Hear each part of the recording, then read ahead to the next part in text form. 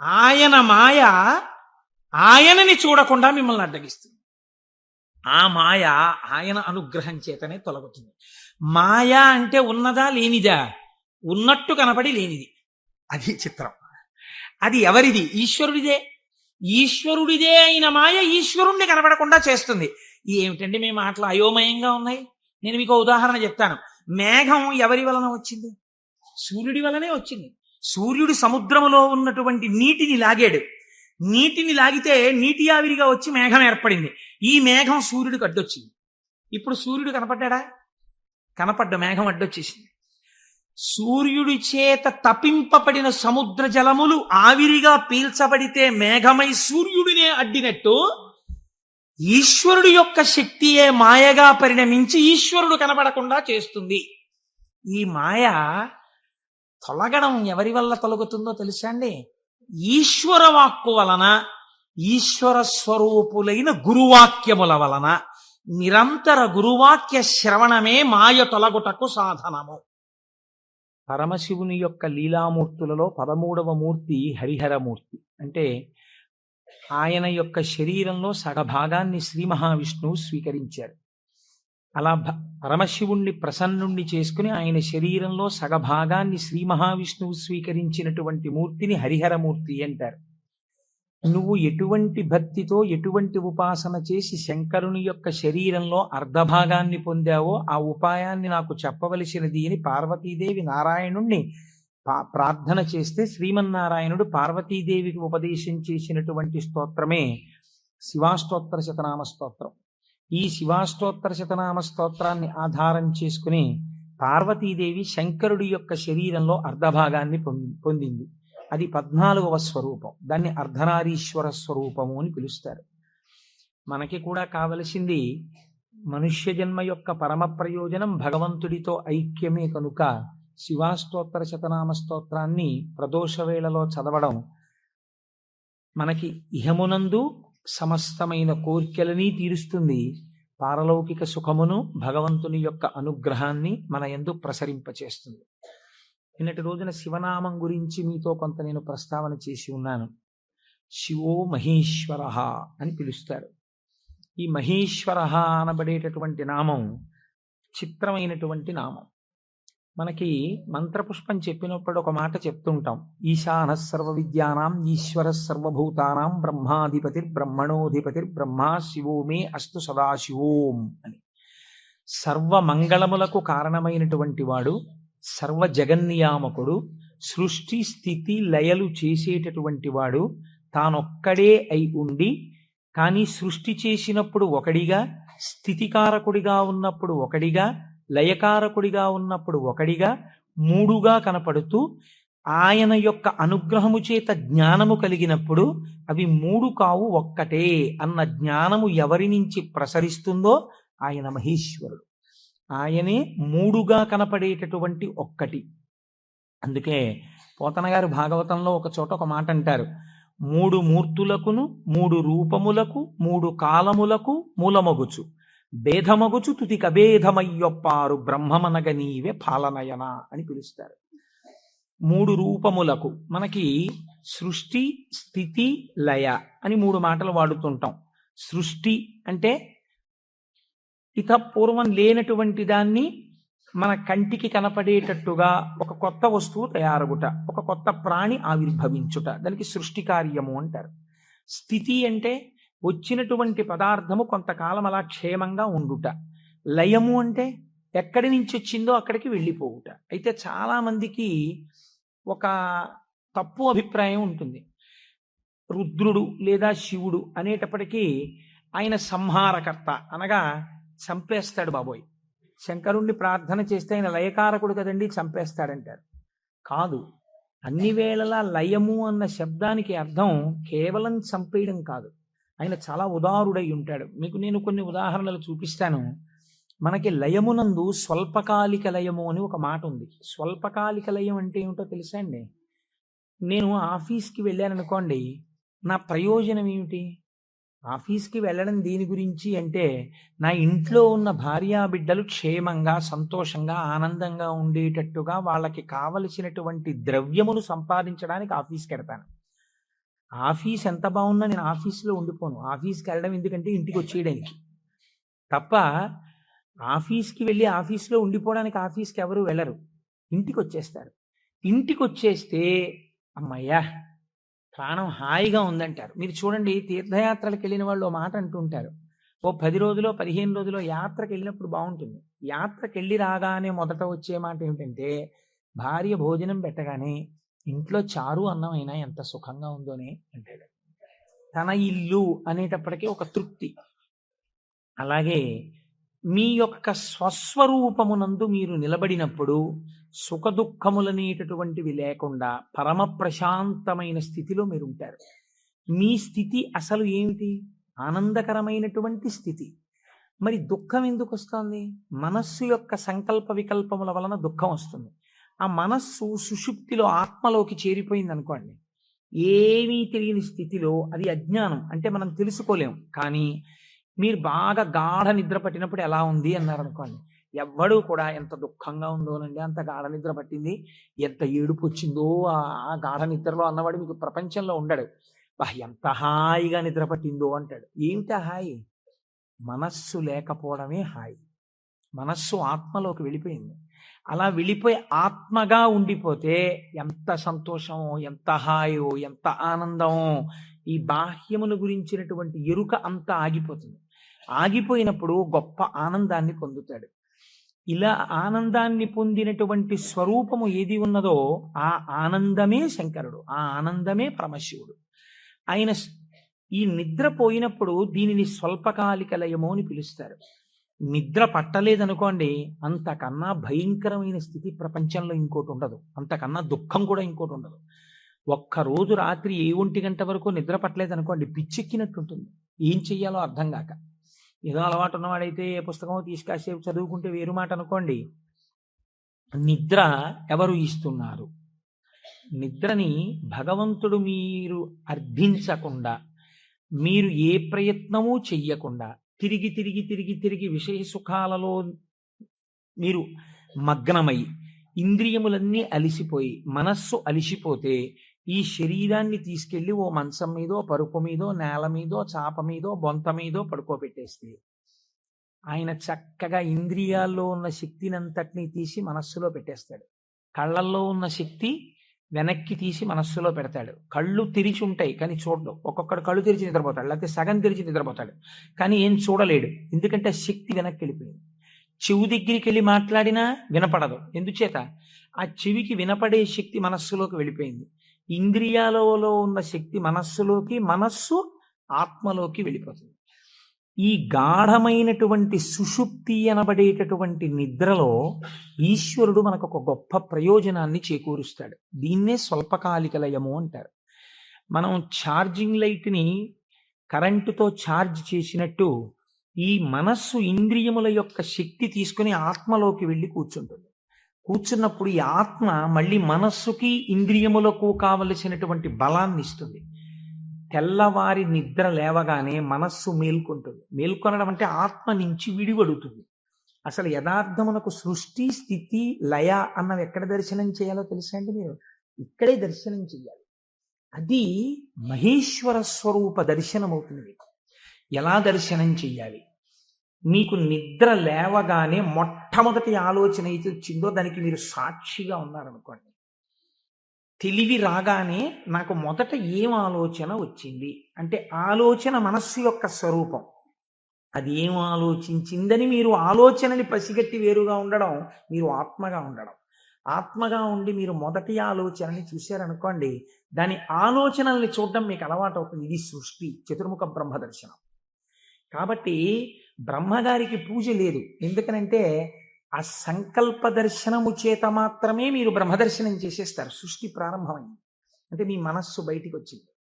ఇప్పుడు మీకేం కావాలి? స్థితి కావాలి. స్థితి అంటే నిర్వహణ శక్తి కావాలి. కొన్ని సంకల్పములను మనస్సు చేస్తుంది, వీటిని విడగొట్టగలిగిన ప్రజ్ఞ కావాలి. అది వ్యగ్రతతో ఇవాళ ఈ పని చెయ్యి అంటుంది, నేను చెయ్యను. నీకేం, నీ సొమ్మేం పోయింది నువ్వు చెప్తావు, కానీ మూట కట్టుకొని అనుభవించవలసిన వాడిని నీ చెయ్యను అని మనస్సుకు ఎదురు తిరిగి చెప్పి, ఈ మాట చెప్పావు చాలా బాగుంది, ఇది చేస్తాను అని మనసు చెప్పినవి కొన్ని అంగీకరించగలగాలి. ఇలా చెయ్యడానికి మీకు సమర్థత కావాలి. ఇది నిర్వహణ సమర్థత. అడ్మినిస్ట్రేటివ్ ఎబిలిటీస్ అంటారు చూసారా? ఒక కుర్చీలో కూర్చుంటే ఆయన ఆఫీసర్ గారు, ఆ కుర్చీకి ఒక శక్తి ఉంటుంది. ఆ శక్తిని పొంది ఉన్నవాడు స్థితికారకుడు. స్త్రీగా చెప్తే నారాయణి అమ్మవారు, పురుషుడిగా చెప్తే శ్రీ మహావిష్ణువు. ఆయన స్థితికారుడు. కాబట్టి మీరు ప్రాతకాలమునందు తప్పకుండా విష్ణునామం చెప్పాలి. మీరు పూజా మందిరంలోకి వెళ్ళి కూర్చోగానే విష్ణునామంతో ప్రార్థన ప్రారంభం కావాలి. అందుకే ఓం కేశవాయ స్వాహ, ఓం నారాయణాయ స్వాహ, ఓం మాధవాయ స్వాహ, గోవింద విష్ణు మధుసూదన త్రివిక్రమ వామన శ్రీధర హృషికేశ పద్మనాభ దామోదర సంకర్షణ అని ఒకవేళ మనకి సరిగ్గా చెప్పడం చేత కాదేమో అని ఋషులు నిర్ణయించేశారు. అసలు పూజ ప్రారంభమే ఆచమనంతో, ఆచమనం విష్ణునామాలతో. ఆ విష్ణువు యొక్క శక్తి మీ యందు ప్రసరిస్తే మీకు సాయంకాలం వరకు ఆ ప్రజ్ఞ అలా వెడుతుంది. ఎందుకంటే జాగృతిలో ఉన్నప్పుడే మీరు ఇంద్రియాలని మనస్సుని ఈశ్వర స్వాధీనం చేయాలి. దీనికి కావలసిన ప్రజ్ఞ, మీ ఆలోచనల్ని చక్కదిద్దుకోగలిగిన ప్రజ్ఞ మీ యందు ప్రసరిస్తుంది. కాబట్టి విష్ణు పూజతో రోజు ప్రారంభం కావాలి, విష్ణునామంతో ప్రారంభం కావాలి. తరువాత మీరు అభిషేకం చేసుకోవచ్చు, శివార్చన చేయవచ్చు. నేను అలా చెయ్యవద్దని నేను చెప్పట్లేదు. విష్ణునామంతో ప్రారంభించాలి. మనకి భగవంతుడు ఒక్కడే, కానీ మనకి ప్రయోజనం చేకూర్చడానికి అన్ని రూపాల్ని పొందాడు. రాత్రి నిద్రపోయే ముందు శాస్త్రం అంది 11 మార్లు.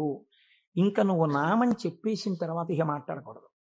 11 మాటలు శివ శివ శివ శివ శివ శివ శివ అని 11 మాటలు అనుకుని విశ్రాంతి స్థానమునకు శరీరమును చేర్చేయాలి. ఇక పడుకున్న తర్వాత ఇక మాట్లాడడం. ఇప్పుడు ఈ శివానుగ్రహం స్వల్పకాలిక లయం. సృష్టిని దర్శనం చేశాడు, స్థితికారకుణ్ణి ప్రార్థన చేశాడు. ఈ రోజు చేసినటువంటి పనులన్నీ మంచి పనులైతే నిద్రలో నీకు సాత్వికమైనటువంటి ఆలోచనలు వస్తాయి. సాత్వికమైన ఆలోచనలతో, చిత్తశాంతితో, భయానకమైన కలలు రాకుండా హాయిగా నిద్రపుచ్చగలిగినటువంటి స్వరూపము స్వల్పకాలిక లయమైనటువంటి పరమశివ స్వరూపము. శివనామం చెప్పి నిద్రపోతే నిద్రా సమాధి స్థితి, అది సమాధి స్థితి అవుతుంది. మళ్ళీ లేచాడు, మళ్ళీ సృష్టికర్త దర్శనం చేస్తాడు. తొలితలంపు ఏది వస్తోందో దాన్ని మీరు ఈశ్వరుడి వైపుకి తిప్పడం అలవాటు చేయాలి మనస్సుకి ప్రయత్నపూర్వకంగా. ఫస్ట్ డిక్టమ్ లోపల నుంచి ఏం రావాలో తెలుసా అండి? అది మీరు అలవాటు చేయాలి. అప్పుడు మీరు ఒక రోజుని, కాలమునందు ఒక రోజు అనబడేటటువంటి విభాగమును మహేశ్వరుడిగా మారుస్తున్నారు మీరు. ఇది మహేశ్వరార్చనము. ఒక రోజు మహేశ్వరుడైంది, మీరు ఆ మహేశ్వరార్చన చేత మీరు మహేశ్వరుడైనారు. ఎలా అంటే మొట్టమొదటి ఆలోచన బయటికి వస్తూనే మనస్సుకి ఒకటి అలవాటు ఉండాలి. ఏమిటో తెలుసా అండి అలవాటు? ఇది చిత్రంగా ఉంటుంది. చిలకకి సహజ స్వభావం ఏంటి? మీరు ఒక పంజరంలోంచి బయటికి తీస్తే ఎగిరిపోవడం. కానీ కొంతమంది చిలక ప్రశ్న అని జ్యోతిష్యం చెప్పేవాళ్ళు ఉంటారు. వాళ్ళు పంజరంలోంచి తలుపు పైకెత్తి చిలకని బయటికి పిలుస్తారు. చిలక బయటికి వచ్చి ఎగిరిపోదు. ఎగిరిపోకుండా వచ్చి అక్కడ పెట్టిన పుస్తకాల్ని ముక్కు పెట్టి లాగి ఒక పుస్తకాన్ని నుంచి లోపలికి వెళ్ళిపోయి కూర్చుంటుంది. ఆయన తలుపు వేయలేదనుకోండి, అది ఎగరదు, అందులోనే కూర్చుంటుంది. అదేంటి స్వేచ్ఛగా ఎగిరే చిలక ఎగరకుండా ఇలాంటి పనులు చేయడం ఏంటి అంటే ఆయన అలా తర్ఫీదు ఇచ్చాడు దానికి, అందుకని అది అలా ప్రవర్తిస్తుంది. మీరు కూడా మీ మనస్సుకి తర్ఫీదు ఇవ్వడం మీకు రావాలి. నిద్ర లేవగానే అది మొదటి సంకల్పం ఏం చెప్పాలో తెలుసా అండి?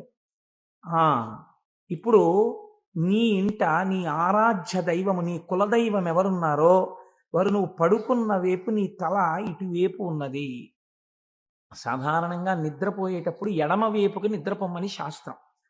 నువ్వు కొంచెం ఓరగిలా పడుకుని కొద్దిగా తల కుడిపక్కకి తిప్పి నీ కన్నులు విప్పితే నీ దృష్టి ప్రసారము తిన్నగా నీ కులదేవతా స్వరూపము మీద పడుచున్నది. అది లక్ష్మీనారాయణులు కానివ్వండి, పార్వతీ పరమేశ్వరులు కానివ్వండి. నేను దాని యందు అభ్యంతర ప్రకటన చెయ్యను, ఉన్నది ఒకటే పరబ్రహ్మం. కనుక ఇది మొదటి ఆలోచన కావాలి. ఇది మనస్సుకి మీరు అలవాటు చేయాలి. అంతేకాని టైం అయిపోతోందని గడియారం వంక చూస్తూ కంగారుగా లేవడం అలవాటు కాకూడదు. మీ తల ఇలా తిప్పి మీ కళ్ళు విప్పితే మీ మొట్టమొదటి దృష్టి ఇలా చెదురుతూ బాగా నిద్రపోయినటువంటి కనులలోంచి జరిగిన మొదటి కిరణ ప్రసారము పరమేశ్వర మూర్తి మీద పడడము చేత పరావర్తనము చెంది ఆ పార్వతీ పరమేశ్వర లేక లక్ష్మీనారాయణ దర్శనము ఇక్కడ జరిగి ఈ కంటితో చూసి లేచిన తర్వాత కాలు పెట్టే ముందు మనస్సు మళ్ళీ సముద్రవసనే దేవి పర్వత స్తనమండలే అని ఒక శ్లోకం చెప్పి కిందకి దిగగానే గురువుగారు మీరు నాకు ఉపదేశం చేశారు, మీరు చెప్పిన బుద్ధితో ఈనాటి నా రోజు గడుచుగాక అని నేల మీద పడి గురువుగారి పాదాల్ని ఒక్కసారి మనస్సులో ధ్యానం చేసి వారి పాదాలకి శిరస్సు పాటించి పైకి లేవడం. ఇది మీకు అలవాటు అయిందనుకోండి, మీకు తెలియకుండా మీరు మొదటి ఆలోచన రావడానికి సాక్షి.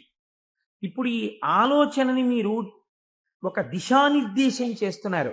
ఇది స్థితికారకత్వం. అసలు నిజంగా ఒడిసి పట్టడం, ఇలా తిప్పడాన్ని యథార్థమునకు ఒక రోజును మహేశ్వరుడిగా మార్చుట కాకుండా ఎక్కడో మహేశ్వరుడు ఉన్నాడు, ఆయన సృష్టికర్త స్థితికర్త ప్రళయకర్త. మీరెప్పటికి సృష్టికర్త స్థితికర్త ప్రళయకర్త దర్శనం చేస్తారు? లలితా సహస్రనామంలో లలితా అష్టోత్తరంలో అమ్మవారికి ఒక నామం ఉంది, భావనామాత్ర సంతుష్టాయై నమః. మీ భావన ఎలా ఉందో దాని చేత ఆవిడ సంతుష్టురాలవుతుంది, ఆవిడ ఆనందిస్తుంది. ఇక్కడ మీరు భావన చేస్తుంటే ఈ శక్తి అంతా ఆవిడే. ఇక్కడ ఉన్న శక్తి, ఇక్కడ ఉన్నటువంటి ప్రకృతి వికారమైన శరీరం ఆవిడే. ఇది ఆయన్ని కోరుతోంది. ఈ దీన్ని దానితో కలపాలని ఆవిడ తెర పైకెత్తుతుంది. ఇది మాయా అన్న అవనిక ఒక రోజున పైకెత్తేస్తుంది ఆవిడ. అప్పుడు మీరు దానితో కలుస్తారు. ఇది జీవితంలో అనుసంధాన ప్రక్రియగా వెళ్ళవలసినటువంటి మహేశ్వర స్వరూపం. అంతేకాని మహేశ్వర స్వరూపం అనగా ఏదో దేవతలందరి చేత పూజింపబడువాడు, నేను దాన్ని దోషం అంటలేదు, నేను తప్పంటలేదు. కానీ మీరు అలా అనుసంధానం చేసుకుంటే అది భక్తికి బాగా పనికొస్తుంది. అందులో నేను ఎంత మాత్రము దోషమెంచను. కానీ మీకు ఇది నిత్య జీవితమునందు అలవాటులోకి తెచ్చుకోవలసినటువంటి ప్రక్రియ. మీరు ఇలా దర్శనం చేస్తూ వెళుతున్నారనుకోండి, మీ లయ పరమశివుడు. మీరు ఇప్పటిదాకా ఎవరితో కలిసి ఉన్నారు అని అడిగారు అనుకోండి, నిద్ర లేవగానే మీరు ధైర్యంగా చెప్పగలగాలి, నేను ఇప్పటి వరకు కైలాసమునందు పార్వతీ పరమేశ్వరులతో కలిసి ఉన్నాను. అది నా నిద్ర. ఎందుచేత? నా నిద్రని నేను అలా స్వీకరించాను పడుకోబోయే ముందు. నేను లేచినప్పుడు నేను చతుర్ముఖ బ్రహ్మ దర్శనము చేత సృష్టికర్త దర్శనమే నా యొక్క మేల్కొనుట. నా పూజామందిర ప్రవేశము స్థితికర్త యొక్క ప్రార్థన. నా నిన్నటి రోజు సృష్టికర్త స్థితికర్త ప్రళయకర్తల యొక్క సమాహారము, మహేశ్వర స్వరూపముగా నా చేత ఉపాసన చేయబడిన కాలము. కనుక నేనెవరినయ్యాను? మహేశ్వరోపాసన చేత నేను ఒక మహేశ్వరుడనైనాను. ఇది మీ జీవితమునందు రావలసిన ప్రక్రియ. ఇలా చెయ్యగా చెయ్యగా చెయ్యగా చెయ్యగా భ్రమరకీటక న్యాయంలో ఒకనాడు మీరు ఆ స్వరూపాన్ని పొందుతారు. ఇలా కాకుండా వేరొక రకమైనటువంటి ఆలోచనతో జీవితం వెళ్ళిందనుకోండి, వ్యగ్రతతో, అసలు మీరు ఆత్మలోంచి విడిపడడంలో మీకు కృతజ్ఞతాభావం లేదు.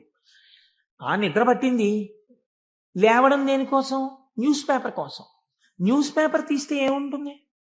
న్యూస్ పేపర్కి ఎప్పుడు ఏం కావాలంటే మళ్ళీ రేపు కూడా మీరు 3 రూపాయలు ఇచ్చి కొనుక్కోవడానికి తగినటువంటి ఉద్వేగమును మీ యందు కల్పింపగలిగినటువంటి ప్రధానమైన వార్తని హెడ్లైన్స్గా వెయ్యాలి. అది పేపర్ టెక్నిక్. అంతేగాని మీ మనస్సుకి ఉల్లాసమును కల్పించేటటువంటి ఒక సాత్వికమైన విషయాన్ని తీసుకొచ్చి హెడ్లైన్స్గా వాళ్ళు ఎందుకు వేస్తారు? పేపర్ని కూడా మీరు దోషం పట్టకూడదు. అది వాళ్ళ యొక్క జీవన విధానం, అది పేపర్ యొక్క లక్షణం. అందరూ అలా కోరుకుంటున్నారు. కాబట్టి అందులో ఉద్వేగం ఉండి తీరుతుంది. ఉద్వేగము ఉండి తీరుతున్న విషయాన్ని నువ్వు ముందెళ్ళి పట్టేసుకుని పూజామందిరంలోకి వెళ్ళారనుకోండి, ఇప్పుడు మీ మనస్సు ఏమవుతుందంటే ఈ ఉద్వేగపూరితమైన విషయాన్ని మనస్సు పట్టుకుంది కాబట్టి దాన్ని పట్టుకు తిరుగుతుంది. ఇక్కడ ఓం కేశవాయ స్వాహ, ఓం నారాయణాయ స్వాహ, ఓం మాధవాయ స్వాహ అంటుంటాడు. కానీ చూసా అక్కడ ఎలా అయిందో, ఎలా దెబ్బలాడుతున్నారు, ఏంటో ఈ లోకం. ఇంకెందుకు ఆ పూజ అంటే? పట్టుకోకూడని వస్తువును ముందు పట్టుకుని నువ్వు ప్రారంభం చేశావు. మనస్సు చించలమై దానికి సాత్విక భావనతో ప్రారంభం చెయ్యాలి. పరమ సత్వగుణ ప్రధానుడై స్థితికారకుడై మీ మనస్సుని ఆహ్లాదపూరితముగా ఉంచి ఈశ్వరాభిముఖం చేయగలిగిన శక్తి విష్ణు శక్తి. అందుకని విష్ణునామంతో రోజు ప్రారంభం కావాలి. కనుక ఇది మీరు నిత్య జీవితంలోకి మహేశ్వర స్వరూపాన్ని తెచ్చుకోవలసినటువంటి విధానం. ఇప్పుడు ఈ మహేశ్వరుడు మీరు మామూలుగా వాంగ్మయ రీత్యా చూసినప్పుడు ఈయన నియంత. నియంత అన్న మాట నేను తేలికగా ఎందుకు వాడేశానో తెలుసా అండి? అది పౌరాణికమైన భాషలో వాడబడిన మాట కాదు. నువ్విలా ఎందుకు చేశావు అని వేరొకరు అడగలేనివాడు. ఈ ఈశ్వరుడు యొక్క స్థితి ఎలా ఉంటుందంటే, అసలు మీరు అలా అడగడానికి వస్తువుని ఆయన మీకు దూరం చెయ్యాలి, మీ చేత ఏడిపించాలి. అది ఆయన తప్ప ఒప్ప? మీరు చేసిన పాపపుణ్యాలను ఆయన లెక్క రాసుకున్నాడు. నాకు వద్దు అంటే, నాకు దుఃఖం వద్దంటే చెయ్యకు పాపం. దుఃఖం వద్దనుకుంటే పాపం చెయ్యకు. ఈశ్వరుడు నీకు పుణ్యమే చేస్తే నీకు సుఖమే ఇవ్వడానికి ఆయన సిద్ధంగా ఉన్నాడు. నువ్వు బురదగుంటలో పడుకుని నాకు పన్నీటి వాసనలు కొట్టాలి నా శరీరం అంటే ఎందుకు కొడుతుంది? ఎలా కొడుతుంది? నువ్వు ఏం చేశావో దాని ఫలితాన్ని నువ్వు పొందుతూ ఉంటావు. కాబట్టి ఈశ్వరుడు నీ కంటికి కనపడి ఫలితాన్ని ఇవ్వడు, వెనక నుండి ఫలితాన్ని ఇస్తాడు. ఇదే పోతన గారు అంటారు, స్త్రీ పురుష నపుంసకమూర్తియును కాక తిర్యక అమర నరాది మూర్తియును కాక కర్మ గుణ భేద సరసత్ప్రకాశి కాక వెనుకనన్నియుతానగు విభుతలంతు. ఆ వెనకనున్న పరమాత్మ ఉన్నాడే, నేను ఆయనకి నమస్కరిస్తున్నాను అన్నారు. ఇప్పుడు చూడండి, ఆ మహేశ్వర శబ్దం గురించి అన్నారు, త్వం ఈశ్వరాణం పరమం మహేశ్వరం తం దేవతానాం పరమంచ దైవతం. దేవతలందరూ కూడా ఎవరిని ప్రార్థన చేసి నమస్కరిస్తారో, సర్వ జగత్తుని ఎవడు నియమించి పోషించి రక్షించుతున్నాడో, ఎవడు దీనిని నిలబెడుతున్నాడో, ఎవడు తనలోకి తీసేసుకుంటున్నాడో వాడే మహేశ్వరుడు. వాడు సర్వజగన్నియామకుడు, వాడు పరబ్రహ్మమై ఉన్నాడు. ఇటువంటి పరబ్రహ్మము నీకెక్కడ దర్శనమవుతుంది అని అడిగారు.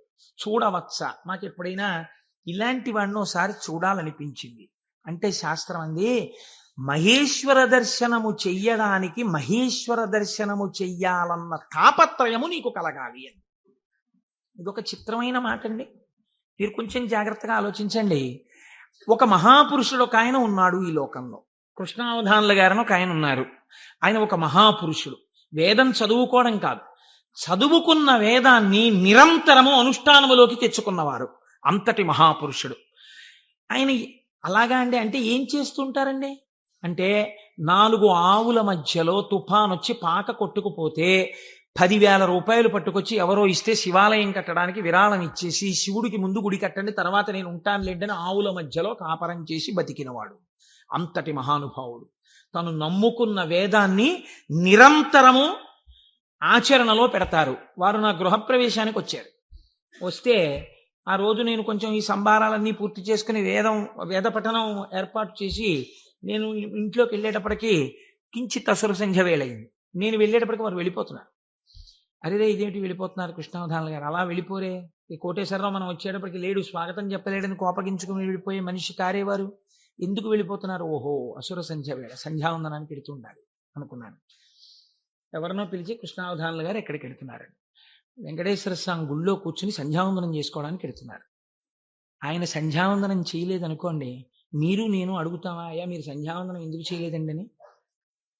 ఎక్కడ నుంచో కష్టపడి కాకినాడ వచ్చి ఆ వేళకి మాత్రం సభలోంచి లేచి వెళ్ళిపోయి వెంకటేశ్వర స్వామి గుళ్ళో కూర్చుని సంధ్యావందనం చేసుకుని మళ్ళీ తిరిగి వచ్చి సభలో కూర్చున్నారు ఆయన. ఇది తాను చదివినటువంటి వేదాన్ని, తాను తెలుసుకున్న విషయాన్ని ఆచరణలో పెట్టడం. దీనిని శ్రద్ధ అంటుంది శాస్త్రం. నీకు చెప్పడం కాదు, నీకు అనుష్ఠాన పర్యంతమునందున్నదా, దీనికి ఎవడో చూస్తాడని కాదు, ఈశ్వరుడు సర్వసాక్షి చూస్తున్నాడన్న బెరుకు నీకుంటే ఒకడు చూసి మెచ్చుకోవాలని నువ్వు చెయ్యవు. చెయ్యడం నీ విధి అని నువ్వు చేస్తావు. ఇప్పుడు నువ్వు అటువంటి మహాపురుషుడు ఒకడు ఉన్నాడు, నువ్వు తెలుసుకున్నావు. ఇప్పుడు మీ మనస్సు ఏమవుతుంది? ఎప్పుడైనా కృష్ణావధానుల గారిని చూద్దామనిపిస్తుంది కదండి. ఇప్పుడు రేపు సుబ్రహ్మణ్యేశ్వర స్వామి వారికి మనం ఇక్కడ ఉత్సవం చేయబోతున్నాం.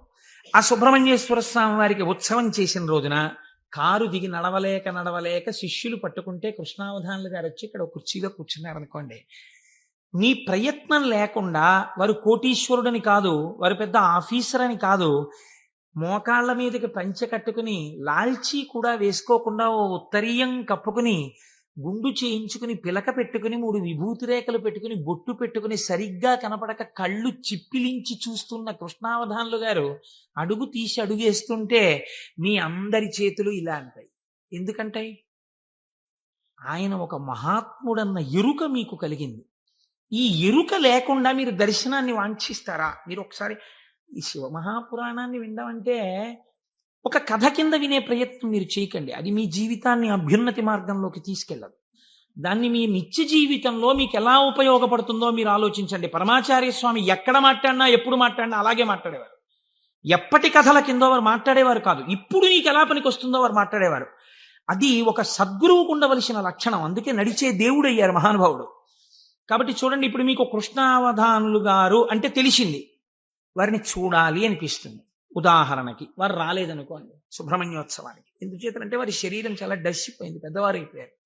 కానీ మీరేమంటారు? కృష్ణావధానులు గారు ఎక్కడ ఉంటారంటే ఒకసారి వెళ్ళి మేము దర్శనం చేసుకొస్తాం అంటారు. అమ్మ, ఈ టైంలో వెళ్ళండి, ఈ టైం కాకుండా వెళ్ళకండి, వారికి ఇబ్బంది, పెద్దవారు అయిపోయారు, ఈ సమయంలో వెళ్ళండి, దర్శనం ఇస్తారు.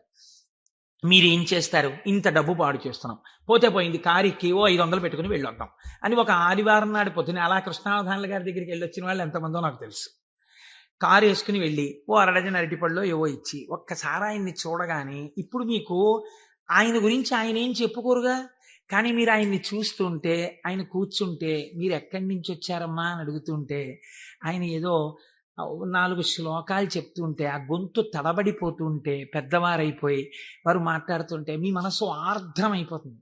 మీకు తెలియకుండా మీ కన్నుల వెంట నీళ్లు కారుతాయి. అబ్బా, ఏం మహాపురుషుడు, ఏం మహాపురుషుడని పటికి బెల్లం తినేసిన నోరు తీపిగా ఉన్నట్టు మళ్ళీ కారెక్కి వచ్చేస్తారు ఇంటికి. ఎందుకు వెళ్ళారు ఆ ఊరు 500 కారు చేయించుకుని? మీకు తెలిసింది కాబట్టి కృష్ణావధానులు గారంటే. కాబట్టి కదా మీరు దర్శనం చేశారు. మహేశ్వరుడు అంటే సృష్టికర్త, స్థితికర్త, ప్రళయకర్త అని నేను మాట చెప్పాను అనుకోండి, అది మీకు ఏం ఉపయోగపడుతుందని నేను ప్రశ్న వేస్తున్నాను. మీరు ఆలోచించండి. నేను ఈ మాట అన్నాను, అనుసంధానం మీరు కాలగతంలో ఒక రోజులోకి తెచ్చుకోండి, మీకు మహేశ్వర దర్శనం కలుగుతోంది అన్నాను. అది మీకు ఉపయుక్తం. మీరు చూడండి, నేనంటాను, మహేశ్వరుడెవరో చూడాలన్న ఉత్సాహం కృష్ణావధానులు గారు ఎవరో తెలుసుకుంటే కలిగినట్టు, ఈశ్వరుణ్ణి చూడాలన్న ఉత్సాహం మీకు ఇక్కడ కలగాలంటే మీరు ఏం చేస్తే కలగదండి. నేను ఒక్క ఉదాహరణ చెప్తాను. నేను పూజ చేసుకోవడానికి కూర్చున్నాను అనుకోండి, ఓ బంతి పువ్వు చేత్తో పట్టుకున్నాను అనుకోండి. బంతి పువ్వు అన్న మాట ఎందుకు వాడానంటే చాలా తేలిగ్గా దొరికే పువ్వు, ₹1 ఇస్తే ఇన్ని పూలు ఇస్తారు. ఓ బంతి పువ్వు ఇలా పట్టుకున్నాను అనుకోండి, మీరు ఎప్పుడైనా చూడండి, పువ్వు పైన వాసన వస్తుంది. బంతి పువ్వు యొక్క కాడ తుంపండిలాగా మంచి సువాసన వస్తుంది, కాడ తుంపితే సువాసన వస్తుంది. ఈశ్వర, ఏమి అమరిక!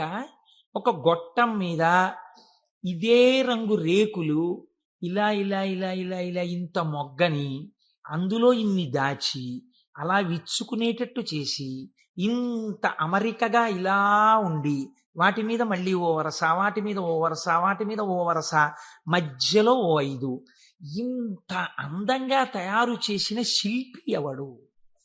ఎక్కడున్నాడు ఈ శిల్పి?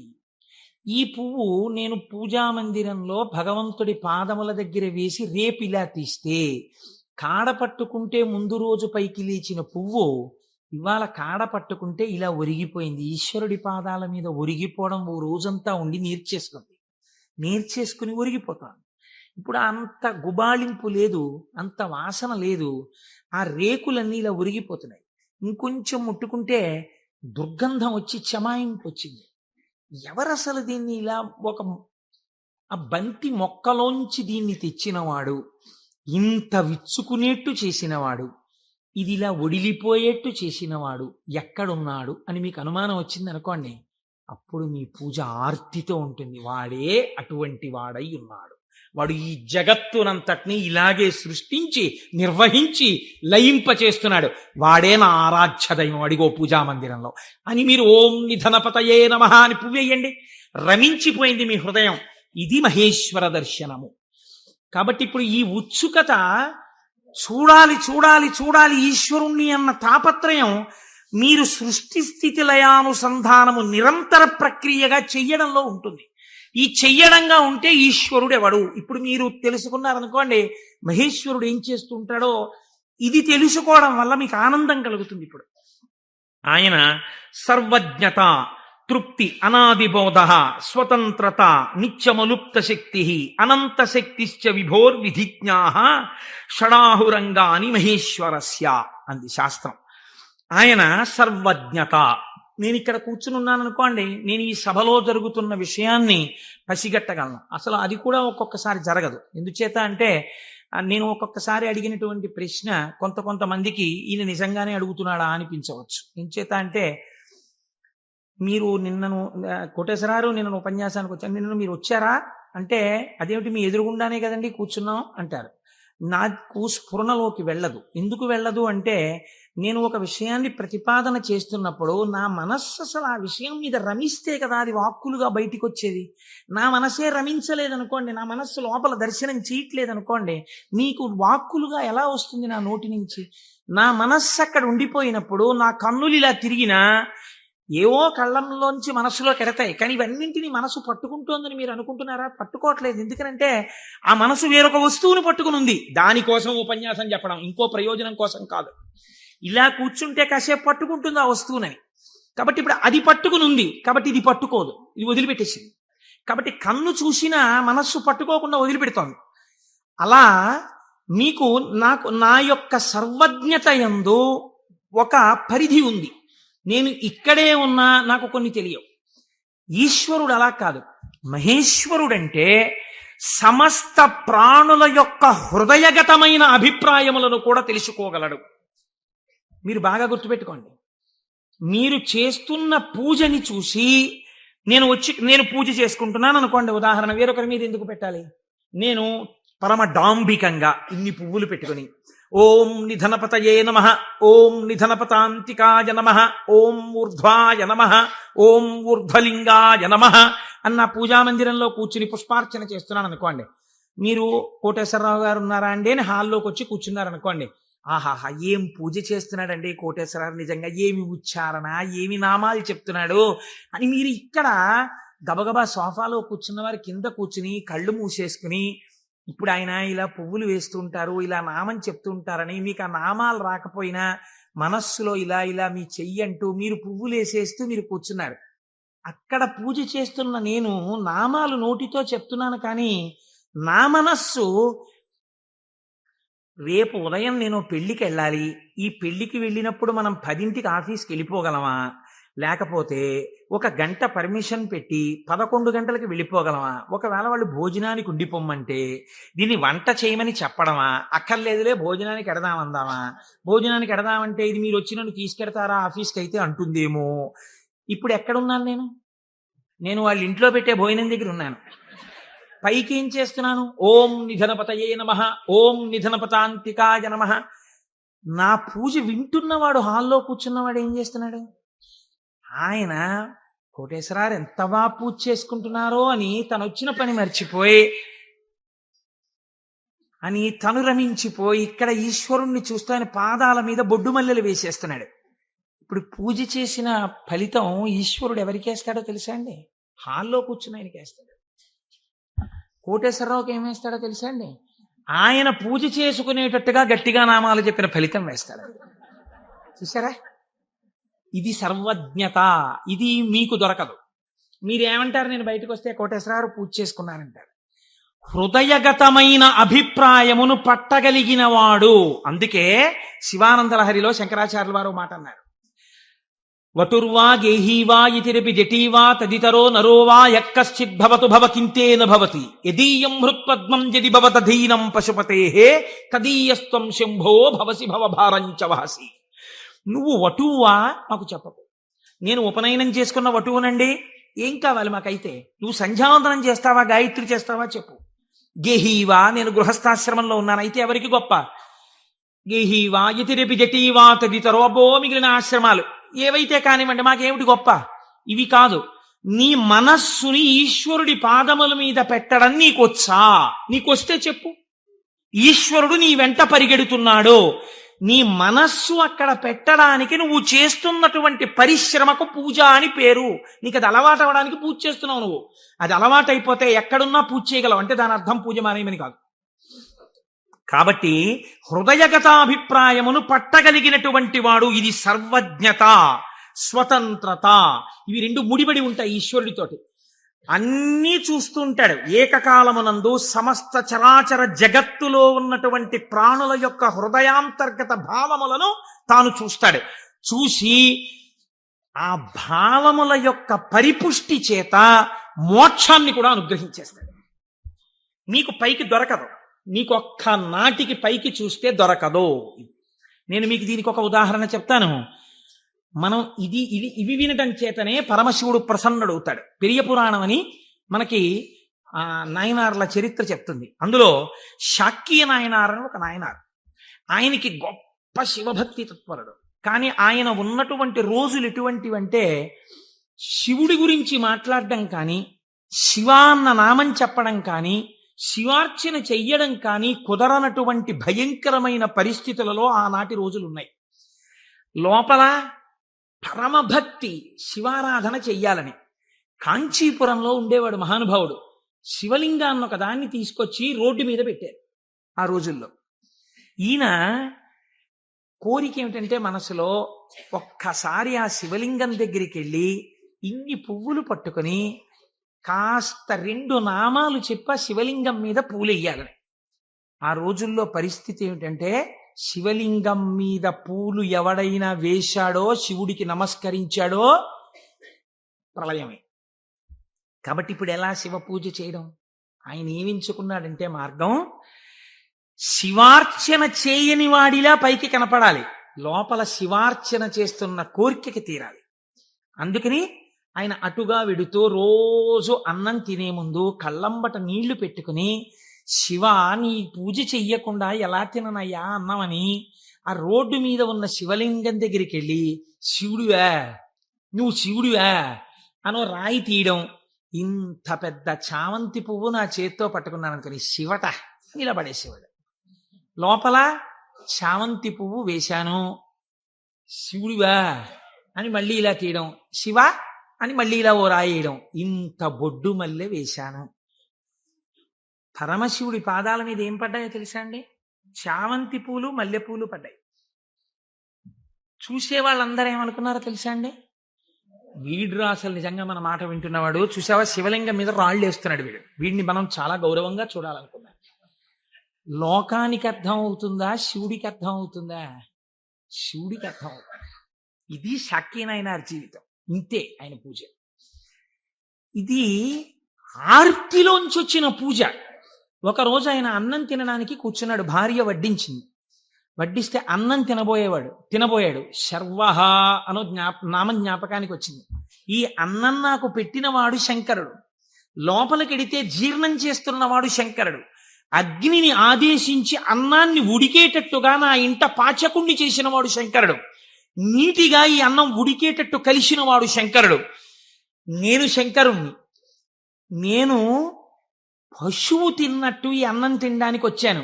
ఇవాళ శివలింగం మీద 4 పువ్వులు వేయడం మర్చిపోయానని అన్నపు పళ్ళెం దగ్గర లేచి భార్యకి చెప్పకుండా పరుగున శివలింగం దగ్గరికి వెళ్ళాడు.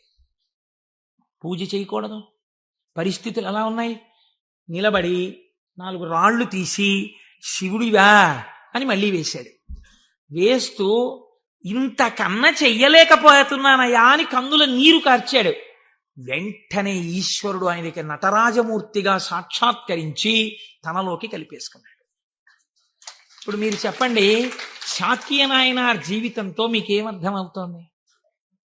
మహేశ్వరుడన్న శబ్దం చేత మీ సంకల్పములను, మీ హృదయ శుద్ధిని, మీ చిత్తశుద్ధిని చూడగలిగిన వాడు. ఇది ఆయన స్వతంత్రత. ఇప్పుడు మీరు బాహ్యంలో ఆయన లోపల చేసింది మీకు తెలియదు. అంటే శంకరుడి మీద రాళ్లు వేసినటువంటి వాడికి మోక్షం ఇచ్చిన వాడు శంకరుడు అని మీరు సిద్ధాంతం చేశారనుకోండి, మీరు నేను అలా వేస్తే ప్రమాదాలు వస్తాయి. కాబట్టి లోపల ఏ భావనతో ఒక్క రాయి వేసినా దాన్ని భావనకి అనుగుణంగా తీసుకుని ఉద్ధరించి, చాలు పొంగిపోయాను రా నీ భక్తికని అన్నం విడిచిపెట్టి 4 రాళ్లతో పూజ చేసిన వాడికి మోక్షం ఇచ్చినవాడు. ఇలా చేస్తే మోక్షం ఇవ్వాలని ఏమైనా రూల్ ఉందా? అలా నియమాలు ఏమి ఉండవు. ఈశ్వరుడి స్వతంత్రత, ఆయన ఇయ్యగలడు. ఇది మహేశ్వర శబ్దము చేత ప్రతిపాదింపబడుతుంది. ఇది ఆయన శక్తికి లోపం ఉండదు. ఆయన ఇది చేశాడు కాబట్టి ఇంక ఇది చెయ్యలేడని మీరు చెప్పలేరు. ఆయన శక్తి క్షీణించిపోయిందండి, ఆయన అలిసిపోయాడండి, అలా ఏం ఉండదు. నిరంతర ఉత్సాహముతో ఉంటాడు. ఎప్పుడూ ఆయన శక్తి క్షీణించడం అన్నది ఉండదు. అటువంటి వాడెవడో సర్వజ్ఞత, తృప్తి. తృప్తి అన్న మాట ఎప్పుడు వస్తుందండి? మీరు చూడండి, ఒక ఆయనకి పెద్ద బంగళా ఉంది, కానీ ఆయన ఎప్పుడు ఎక్కడ కూర్చుని ఉంటారంటే ఆ ఇంటి పెరట్లో ఓ చక్కటి పూలతోట ఉంది, అందులో ఆయన ఒక ఈజీ చైర్ వేసుకుని అందులో కూర్చుని ఉంటారు ఎక్కువ. మా దొరగారు ఎక్కువగా వేప చెట్టు కింద కూర్చుని ఉండేవారు.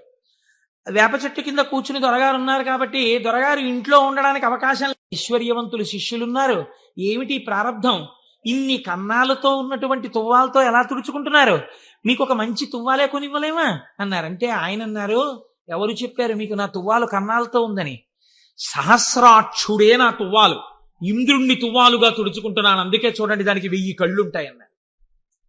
ఇది తృప్తి. తనకిది లేదన్న భావన ఉండదు. అంతా నాదే, నాది కాంతి ఏమిటన్న భావనతో బతుకుతారు పెద్దలు. కాబట్టి అటువంటి తృప్తి మహేశ్వరుడి సొత్తు. కాబట్టి ఇటువంటి స్వతంత్రత, ఇటువంటి శక్తి కలిగిన వాడు ఏదైనా చేయగలడు.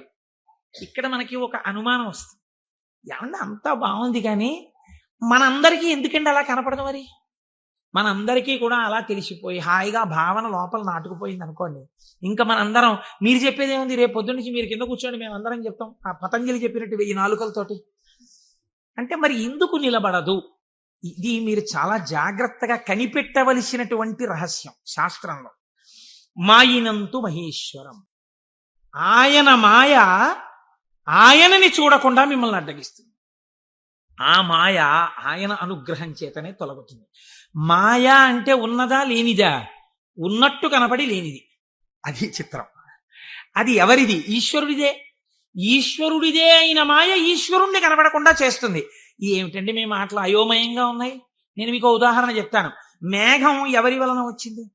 సూర్యుడి వలనే వచ్చింది. సూర్యుడు సముద్రములో ఉన్నటువంటి నీటిని లాగాడు. నీటిని లాగితే నీటి ఆవిరిగా వచ్చి మేఘం ఏర్పడింది. ఈ మేఘం సూర్యుడికి అడ్డొచ్చింది. ఇప్పుడు సూర్యుడు కనపడ్డా? కనపడ్డ మేఘం అడ్డొచ్చేసింది. సూర్యుడి చేత తపింపబడిన సముద్ర జలములు ఆవిరిగా పీల్చబడితే మేఘమై సూర్యుడినే అడ్డినట్టు ఈశ్వరుడు యొక్క శక్తియే మాయగా పరిణమించి ఈశ్వరుడు కనపడకుండా చేస్తుంది. ఈ మాయ తొలగడం ఎవరి వల్ల తొలగుతుందో తెలుసా అండి? ఈశ్వర వాక్కు వలన, ఈశ్వర స్వరూపులైన గురువాక్యముల వలన. నిరంతర గురువాక్య శ్రవణమే మాయ తొలగుటకు సాధనము. అందుకే గురువు లేని విద్య గుడ్డి విద్య. ఆ గురువు అనుగ్రహం ఉంటే తప్ప మాయ తొలగదు. ఈ మాయ చిత్రంగా ఉంటుంది. ఎంత చిత్రంగా! మాయ యొక్క స్వభావం ఏమి మీకు తేలిక మాటల్లో చెప్పాలంటే, ఇప్పుడు నేను దాని గురించి పెద్ద చర్చ చెయ్యకుండా చెప్పాలి అంటే, మాయ వలన వచ్చేటటువంటి ఉత్తర లక్షణము కామక్రోధములు. ఎందుచేత? వెంటనే ఈశ్వరుడితో ఉన్నటువంటి పట్టు విడిచిపెట్టేసుకుని తన యందు పెట్టేసుకుంటాడు. పెట్టేసుకుని ఈశ్వర దర్శనమాగి ఇదంతా నా ప్రజ్ఞ అంటాడు. అనగానే మాయ ఏర్పడిపోయిందనమాట. అంతే. ఏర్పడి కామక్రోధములతో కొట్టుమిట్టాడుతుంటాడు. మీరు ఒక్క విషయం, నేను ఇప్పుడు ఒక విషయాన్ని చెప్పబోయే ముందు నేను ఇప్పుడు శివమహాపురాణంలోంచి ఒక ఆఖ్యానాన్ని అనుసంధానం చేయబోతున్నాను. ఇది చెప్పబోయే ముందు నేను ఒక విషయం చెప్పకుండా మొదలు పెడితే ఒక ప్రమాదం ఏర్పడేటటువంటి అవకాశం ఉంది. ఒక 95 సంవత్సరాల వృద్ధుడు అలా వెళ్ళిపోతూ ఉపన్యాసం అయిపోయిన తర్వాత ఒక ఆటో కింద పడబోయారనుకోండి. చూసిన వాళ్ళు, అయ్యయ్యో తాతగారు అదేంటండి అలా ఆటో కనపడలేదా మీకు అంత లైట్ వేస్తే? అంటే బాబు కళ్ళు డాజిల్ అయిపోయాయా, కనపడలేదు, పడిపోయాను అన్నారు అనుకోండి. మీరు ఏంటంటారు? గబగబా ఎత్తి తీసుకొచ్చి పక్కన కూర్చోబెట్టి, తాతగారు ఏమైనా దెబ్బలు తగిలాయా అండి అని ఆటో పిలిచి మాట్లాడి వారిని వారి ఇంటికి పంపిస్తారు. నాలాంటి ఒక దుఃఖపోతూ ఇలా ఇలా అడ్డు పెట్టి ఆటో కింద పడ్డాడు అనుకోండి, మీరు ఏమంటారు? ఏమయ్యా ఆ మాత్రం చూసుకోలేవా ఏంటి, అలా వెళ్ళిపోయి పడిపోయేంటి అంటారు కదా. ఒక అజ్ఞాని పడిపోయాడు అనుకోండి, అది పెద్ద విశేషంగా మీరు చెప్పక్కర్లా. ఎంతటి మహాత్ములు కూడా మాయకి ఎలా పడిపోతూ ఉంటారో మీరు తెలుసుకున్నారనుకోండి, దానికి ఎంత శ్రద్ధ అవసరమో మీకు అర్థం అవుతుంది. కాబట్టి అలాంటివి చెప్పేటప్పుడు ఏ కోటేశ్వరరావు లాంటి వాడో కామమునకు వశుడైనాడు, క్రోధమునకు వశుడైనాడు అని చెప్తే అది పెద్ద విశేషం ఏంటంటే వాడు అలాంటి వాడే అంటారు. కాదు, ఒక మహాపురుషుడు అలా వశుడైనాడు అనుకోండి. అందుకే వాళ్ళు మహాత్ములు ఎవరు తమ జీవితంలో సంఘటనలు దాచరు, రాసేస్తారు. మహాత్మా గాంధీ గారు జీవితంలో ఆటోబయోగ్రఫీ రాసుకున్నప్పుడు చెప్పుకున్నారు, చంద్రశేఖర పరమాచార్య స్వామి 73 ఏట ఇప్పటికీ నన్ను ఆశ అప్పుడప్పుడు పట్టుకునే ప్రయత్నం చేస్తూ ఉంటుందని చెప్పుకున్నారు. మహాత్ములు దాచరు. కనుక చూడండి, శివమహాపురాణం మీకు ఈ జ్ఞానాన్ని ఉపదేశించడానికి ఒక అద్భుతమైన ఘట్టాన్ని తీసుకొచ్చి బోధ చేసేటటువంటి ప్రయత్నాన్ని ప్రారంభం చేస్తోంది. ఒకానొక సమయంలో నారద మహర్షి హిమవత్ పర్వతము యొక్క క్రింది భాగమునందు గంగానది ప్రవహించేటటువంటి ప్రాంతంలో పరమశివుడు ఎక్కడ కూర్చుని తపస్సు చేశాడో అటువంటి గుహలో కూర్చుని పరబ్రహ్మమును గూర్చి తపస్సు చేశాడు. తపస్సు చేస్తున్నప్పుడు ఇంద్రుడు మన్మధుణ్ణి పిలిచి ఒక మాట చెప్పాడు. తపస్సు చేస్తున్నాడా? తపస్సు అంటే భగవంతుని యందు మనస్సు లగ్నమై ఉండాలి. అది చంచలమవుతుందా లేదా పరీక్ష చేస్తుంటారు. కనుక నువ్వు వెళ్ళి వికారములను ఇంద్రియములకు చూపించి వశుడవుతాడేమో చూడమన్నారు.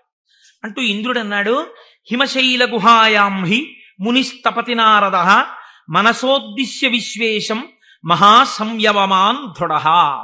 అడిగోనయా, మహాసంయమవాన్, సంయమి అయినటువంటి నారద మహర్షి తపస్సు చేస్తున్నాడు. మన్మథా, నువ్వు అక్కడికెళ్ళి ప్రలోభ పెట్టి ఆయన తపస్సు భగ్నమయ్యేటట్టుగా చూడు. అగ్నియందు తప్తమైతే కదండి బంగారానికి కాంతి. పరిస్థితులను తట్టుకుని నిలబడినప్పుడు కదండి వాడు బ్రహ్మశ్రవణం. కాబట్టి ఆ తపస్సుకి విఘ్నం పెట్టడం, ఆ తపస్సు సిద్ధించడానికి బాగా పుటం పెట్టడమే నా దృష్టిలో. ఇప్పుడు మన్మధుడు వెళ్ళాడు, ఏదో ప్రయత్నం చేశాడు, ఆయన ఏం లొంగలేదు. నారద మహర్షి యొక్క తపస్సు సఫలీకృతమైంది. ఆ తపస్సు పూర్తి చేసి ఆయన బయటికి వచ్చాడు. చిత్రం చూడండి, ఇంతసేపు అన్నిటినీ విడిచిపెట్టి ఒక గుహలో కూర్చొని పరబ్రహ్మానుసంధానం చేసి గొప్ప తపస్సు చేసినటువంటి నారద మహర్షి ఎక్కడికి వెళ్ళారు? ఎవరి గురించి తపస్సు చేశారో వారిని సాకారముగా చూడ్డానికి కైలాస పర్వతానికి వెళ్ళారు. వెళ్ళి ఏమని చెప్పాలి? ఈశ్వర, మీ అనుగ్రహం నా చేత తపింపచేసి తపస్సునందు నాకు సాక్షాత్కరించి నాకు జ్ఞానభిక్ష పెట్టారని చెప్పాలి. కానీ ఆయన వెళ్ళి అన్నాడు, ఇది మాయ కమ్మడం అంటే ఎంత గమ్మత్తుగా ఉంటుందో చూడండి. ఈశ్వర, హిమవత్ పర్వత ప్రాంతంలో ఉన్నటువంటి గుహలో కూర్చుని నేను తపస్సు చేశాను. మన్మధుడు వచ్చి నా మీద బాణాలు వేసే ప్రయత్నం చేశాడు. కానీ నేను ఆ మన్మథ బాణములను లెక్క పెట్టలేదు. కామమును జయించాను అంటే ఈశ్వరుడు చేసిన పని నేను చేశానని చెప్పుకోవడం స్వోత్కర్ష. కాబట్టి నేను కామమును జయించి నేను తపస్సు యందు సిద్ధిని పొందాను అన్నాడు. అంటే శంకరుడు నవ్వాడు. ఇక్కడ మీరు శివుడు చెప్పిన మాటని చాలా గట్టిగా పట్టుకోవాలి. ఆయన అన్నాడు, బాగుందయ్యా, చాలా చక్కటి మాట చెప్పావు, చాలా సంతోషం. కాముణ్ణి జయించావా? మాటలా కాముణ్ణి జయించడం అంటే జయించిన వాడికి తెలుస్తుంది, అందుకు కదా నాకు వచ్చి చెప్పావు. నేను సంతోషించాను. కానీ నారదా, నీకొక్కటి చెప్తాను, గుర్తుపెట్టుకో. అయిననొక మాట చెప్పెదా, మానసమున నుంపు దీని మరువకుమెప్పుడున్ మౌనీంద్ర వైకుంఠునితో నుడువకు నీ తపంబు తోరపు సిద్ధిన్. నాకు చెప్పావు కదా నేను కాముణ్ణి గెలిచానని. నీకు అలవాటు కదా, వైకుంఠానికి కూడా వెళ్ళి నారాయణ దర్శనం చేస్తావు. ఉన్నది ఒక్కటే పరబ్రహ్మమైన అన్ని రూపాలుగా చూడడంలో నీకు ఆనందం. అక్కడ మాత్రం ఇలా చెప్పకే, నా దగ్గర చెప్తే చెప్పావు అన్నాడు. ఏదో ఇలాగే చెప్తాడు పెద్ద ఆయన, ఏడు పెద్ద పట్టించుకునేది అనుకున్నాడు. గురువుల మాట తిరస్కరించడం అంటే ఇదే. అనుష్ఠానములోకి రాని విద్య, అది శ్రవణమునకు పనికొస్తుంది అంతే. సినిమా కథల ఎందుకు అది అనుష్ఠానంలో పెట్టినప్పుడు ఎందుకు ఇంకా వేదాంత విద్య? ఇప్పుడు ఆయన బయలుదేరి ఎవరి దగ్గరికి వెళ్ళాడు? ఈయన దగ్గర నుంచి ఆయన దగ్గరికి వెళ్ళేటప్పుడు మధ్యలో తండ్రి గారు సృష్టికర్త దగ్గరికి వెళ్ళాడు. ఎవరు అసలు కాముణ్ణి గెలిచాడో ఆయన దగ్గరికి వెళ్ళి నీతో నేను ఈక్వల్ స్టేటస్ పొందానని చెప్పడం సంతోషం. అందులో ముందు శివుడి దగ్గరికి వెళ్ళాడు, తర్వాత నాన్నగారికి చెప్దాను లేని తండ్రి గారి దగ్గరికి వెళ్ళాడు. ఈ మాట నువ్వు శ్రీమన్నారాయణుడికి చెప్పకేం వైకుంఠంలో అన్నదాన్ని అసలు లక్ష్యమే పెట్టలేదు. అందుకని బ్రహ్మగారి దగ్గరికి వెళ్ళి ఈ మాట అడగలేదు. ఎందుకండి శివుడు ఇలా అన్నాడు అని అడగలేదు. అడగకుండా వెళ్ళి మళ్ళీ ఇదే చెప్పాడు బ్రహ్మగారి దగ్గర. నాన్నగారు నేను తపస్సు చేశానండి, మన్మధుడు వచ్చి బాణాలు వేశాడండి, అయినా నేను చెల్లించలేదండి, కాముణ్ణి గెలిచాను, తపస్సు యందు సిద్ధిని పొందాను అన్నాడు. అంటే బ్రహ్మగారు అన్నాడు, ఊరే నాన్న అలా అనకూడదురా, నేను నీకో మాట చెప్తాను విను. మున్నట శంకరుండు తపముల్ ఒనరించుచున్న మన్మధుండన్నిటలాక్షు గెల్వచని అంతము చెందే తదీయదేవి ఆ పన్నగ భూషణం కొలిచి భర్తననుంగునిగాగనుందే ఆ పుణ్యపు భూమి శాంకర విభూతి జయించితి నీవు కాముని. నువ్వు ఎక్కడ కూర్చుని తపస్సు చేశావో అక్కడ ఇతపూర్వం పరమశివుడు కూర్చుని తపస్సు చేశాడు. అక్కడికి మన్మధుడు వస్తే ఆయన తన మూడవ కంటి మంట చేత మన్మధుణ్ణి కాల్చేశాడు. మన్మధుడు బూడిదైపోయాడు. రతీదేవి ప్రార్థిస్తే వేరొక రూపంతో నీ భర్త నీకు కనపడతాడని వరం ఇచ్చాడు.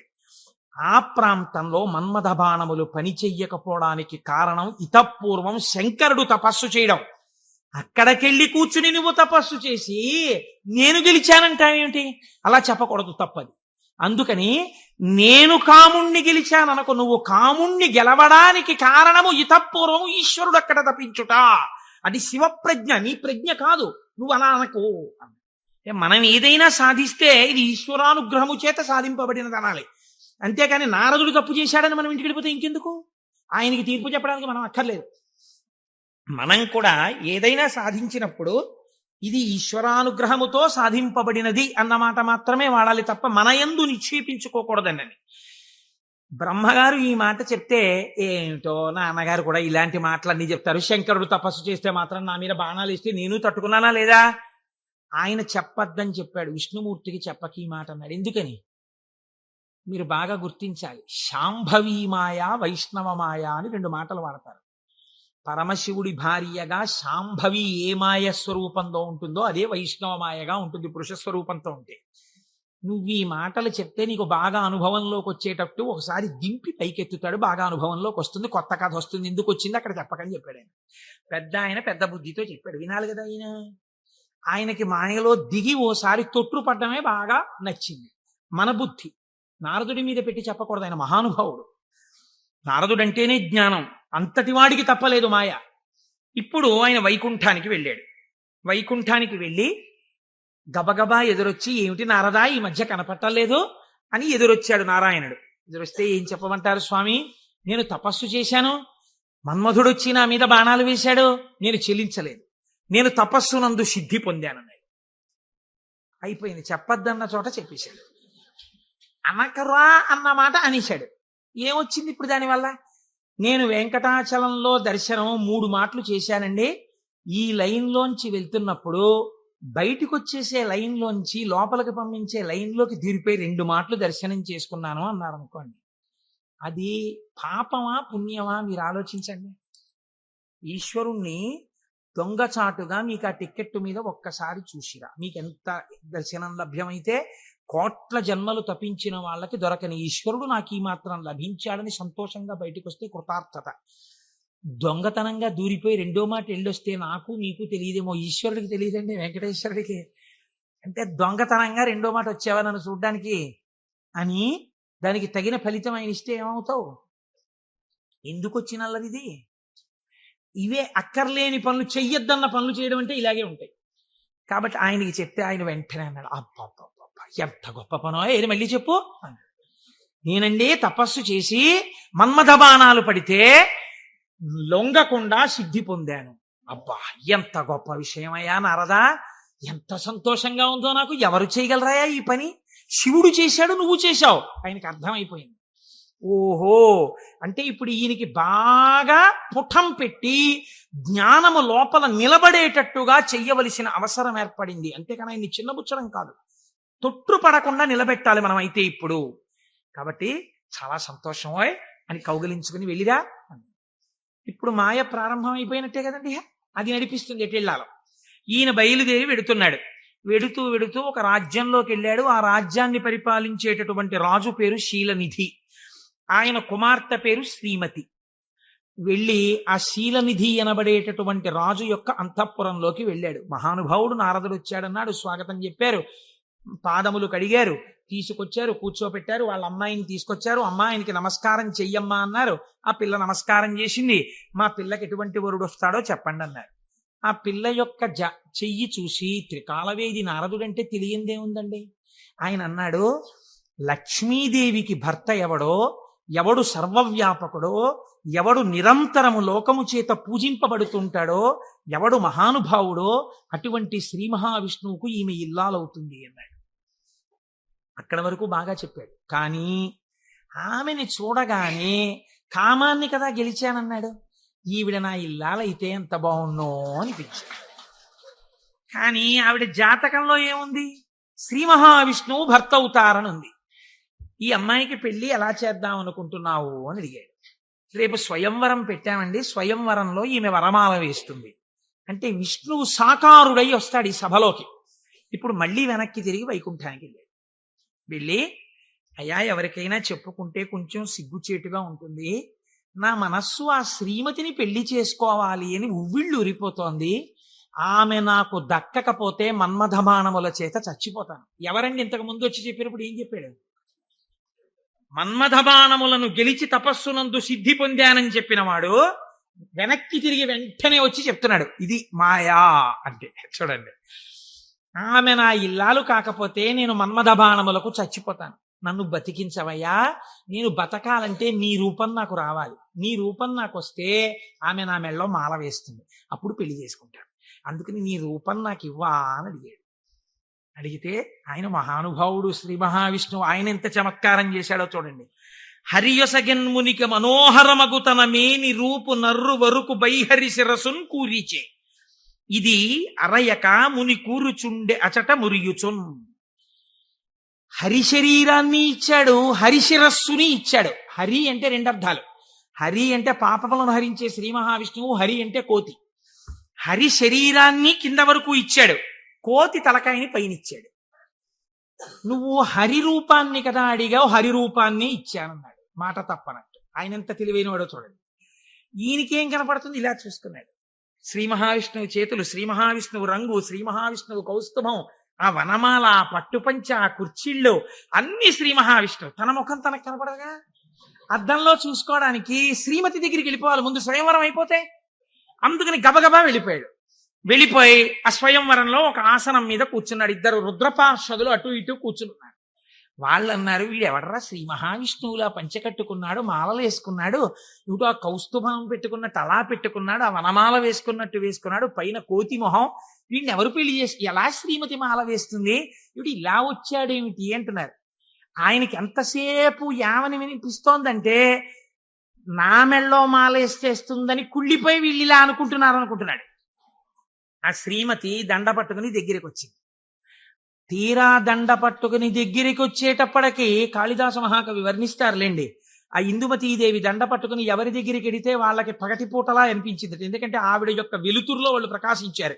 ఆ తర్వాత కొంచెం ముందుకు వెళ్ళేటప్పటికి ఆవిడ వెళ్ళిపోయింది, వీళ్ళు చీకట్లో ఉండిపోయేవారు. నాకు కొన్ని ఆశ్చర్యంగా ఉంటాయి. నేను ఇంట్లోకి వెళ్ళేటప్పటికి కరెంటు పై చీకటిగా ఉంది. మా అమ్మాయి ఒక ఛార్జింగ్ లైట్ పట్టుకుని వచ్చి ఆ వెలుతురులో, నాన్నగారండి మిమ్మల్ని నేను వెలుతురులోకి తీసుకొస్తున్నాను అంది. చాలా గొప్ప మాట అమ్మా అన్నాను. అంటే ద్వంద్వార్థములతో మాట్లాడింది. చాలా సంతోషం తల్లి, ఫోన్లే నా కూతురి చేత నేను వెలుగులోకి వచ్చినా చాలా గొప్పవాడినే కదా. అందుచేత ఆయన అలా ఆ శ్రీమతి దగ్గరికి వచ్చింది. దగ్గరకు వస్తే నాకే మాల వేస్తుంది అని సంతోషపడిపోయాడు ఆయన. ఆ పాపం నా శిరస్సు అందదేమో అని కొంచెం వంచాడు. ఆవిడ ఇలా చూసి భృకుటి ముకులించి, ఏమిటి కోతి శిరస్సు ఏమిటి, ఈ రూపం ఏమిటి అనుకుని వెళ్ళిపోయాడు.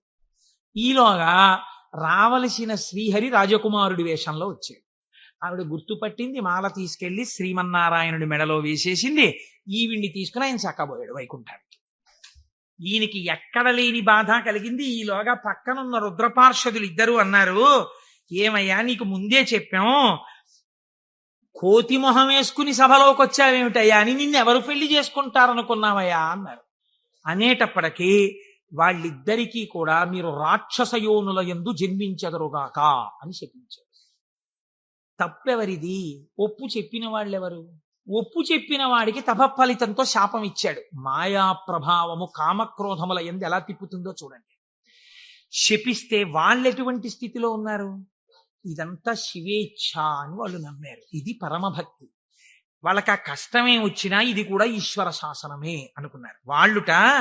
వారులు జ్ఞానధనము చేకూరిన వారౌటమదిని కుందకయే శివేచ్ఛారీతి నడచునని అన్నారదునిన్ దూరరైరి నడచి రెసటికో. వాళ్ళు ఇదేమిటయా మమ్మల్ని ఇలా శపించావు, నువ్వు కోతి మొహం పెట్టుకుని వచ్చి అని చెప్పి తిరిగి శపించకుండా ఇది కూడా శివేచ్ఛే అని వాళ్ళు వెళ్ళిపోయారు. వాళ్ళు మహాజ్ఞానులు. ఇప్పుడు ఈయన గబగబ గబగబా మళ్ళీ వైకుంఠానికి వెళ్ళాడు.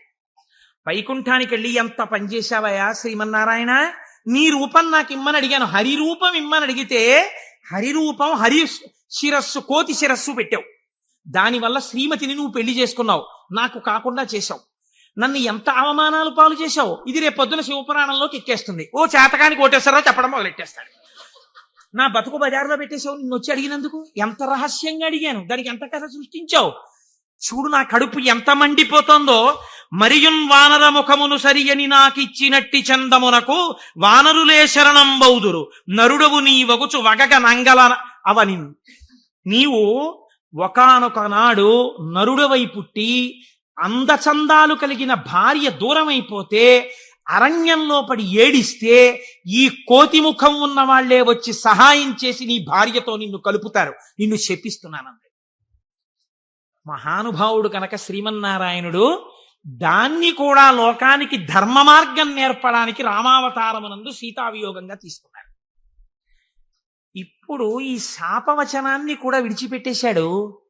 ఇద్దరిని శపించేశాడు, భగవంతుణ్ణే శపించాడు, రుద్రపార్షదుల్ని శపించాడు, కామమునకు వశుడయ్యాడు. ఇప్పుడు స్వస్థత కలిగింది. ఏమిటి నేను పొందింది అనుకున్నాడు. చిచ్చి చిచ్చి, ఎక్కడి నా జన్మ, ఎక్కడి తపస్సు, ఎక్కడి మహతి. ఆనాడు శంకరుడు చెప్పాడు, నేను గెలిచానని అనద్దు, ప్రత్యేకించి వైకుంఠంలో ఈ మాట చెప్పకు సుమా అని చెప్పాడు ఆయన. అక్కడే చెప్పాడు. కాబట్టి శివవాక్కు గురువాక్కు, ఏది అనకురా, ఏదైనా ఈశ్వరుడు ఇచ్చాడను నీకు ఇబ్బంది ఉండదు. అంటే వీడు ఏదైనా సాధించేటప్పటికి నాది అంటాడు, ఏదైనా పోయేటప్పటికి దిక్కుమాల దేవుడు ఏం చేశాడు నాకంటాడు. రెండూ పాపకర్మలే. కాబట్టి ఇప్పుడు ఆ మాయ తొలగింది. ఇప్పుడు శ్రీమన్నారాయణుడిని చూసి అన్నాడు, ఎట్లు మహాత్మా, నిన్ను శపించిన దోషము నాకు బాయు, నీ వెట్లు భరించి యొందగల వీచెడు తాపసి ఏవయైన ఈ తిట్లు సహింపరానివిక, తీండ్రపుటల్కను ముక్క ముక్క యౌనట్లుగా నన్ను చెండదగు, అండజకేతన చక్రధారచేన్. యుక్తాయుక్త విచక్షణ మరిచి నేను మాట్లాడినటువంటి మాటలకి నా యొక్క నాలుకని ముక్కలు ముక్కలుగా కత్తిరించెయ్యాలి. ఎంత మాత్రము ఇంకా జాగు చెయ్యకుండా, మహానుభావ, అండచకేతన అంటే గుడ్డులోంచి పైకొచ్చినటువంటి గరుత్మంతుడు నీ యొక్క ధ్వజమునకు చిహ్నముగా కలిగినటువంటి వాడా, మహానుభావ, నీ చక్రధారల చేత నా నాలుకని ముక్కలు ముక్కలుగా కత్తిరించేవయా, అప్పుడు కాని నేను చేసిన పాపం పోదని కన్నీటి ధారలతో ఆయన పాదాల్ని అభిషేకించి ఆయన కాళ్ళ మీద పడ్డాడు. నారదుడు కాబట్టి అంత తొందరగా మళ్ళీ స్వస్థితిని పొందగలిగాడు. మనం కొన్ని కోట్ల కోట్ల జన్మలు తిరుగుతుంటాం. మీరు చూడండి, రామాయణంలో సీతావియోగానికి కారణమైంది ఒక రజకుడి మాట. అదే రజకుడు మళ్ళీ ద్వాపర యుగంలో రజకుడిగా వచ్చాడు. కృష్ణ భగవానుడు వెళ్ళి 4 చీరలు ఇవ్వయా, పంచెలు ఇవ్వయా, కట్టుకుంటానన్నాడు. ఎట్టట్రా మనుజేంద్ర చెలమలు మీ కియ్యంబాడియే మిరలుం కట్టంబోలుదురే, పయోఘృతదది క్షీరంబులన్మెక్కి ఇట్లాడంజనుగాక, గొల్లలకు మీకి భంగి నోరారెడిన్ కట్టా ప్రణంబులు కొలుపోయదుసు మీ కంసోద్ధతిన్ బాలక. ఆయన 4 పంచెలు ఇవ్వరా అంటే వీడి ఇన్ని మాటలు మాట్లాడు. ఎట్టెట్రా, ఏంట్రా, నీకు రాజుగారి బట్టలు కావలసి వచ్చాయా? బాగా నందవ్రజంలో పాలు వెన్న తిని ఒళ్ళు కొవ్విందా? నీకు రాజు పంచెలు కావాలా? పంచె కట్టుకోవడం కాదురా, ఈ మాట తెలిస్తే కంసప్రభువుకి ఏమవుతావో తెలుసా, ముక్కలైపోతావు అంటే. కృష్ణ భగవానుడు అన్నాడు, అన్నయ్యా, ఇంకొక అవకాశం ఇచ్చి చూశా, సరేనని ఒక పంచె ఇస్తే చేసిన పాపం తీసేద్దామని చూశా. యుగం మారిపోయినా వీడి బుద్ధి మారలా.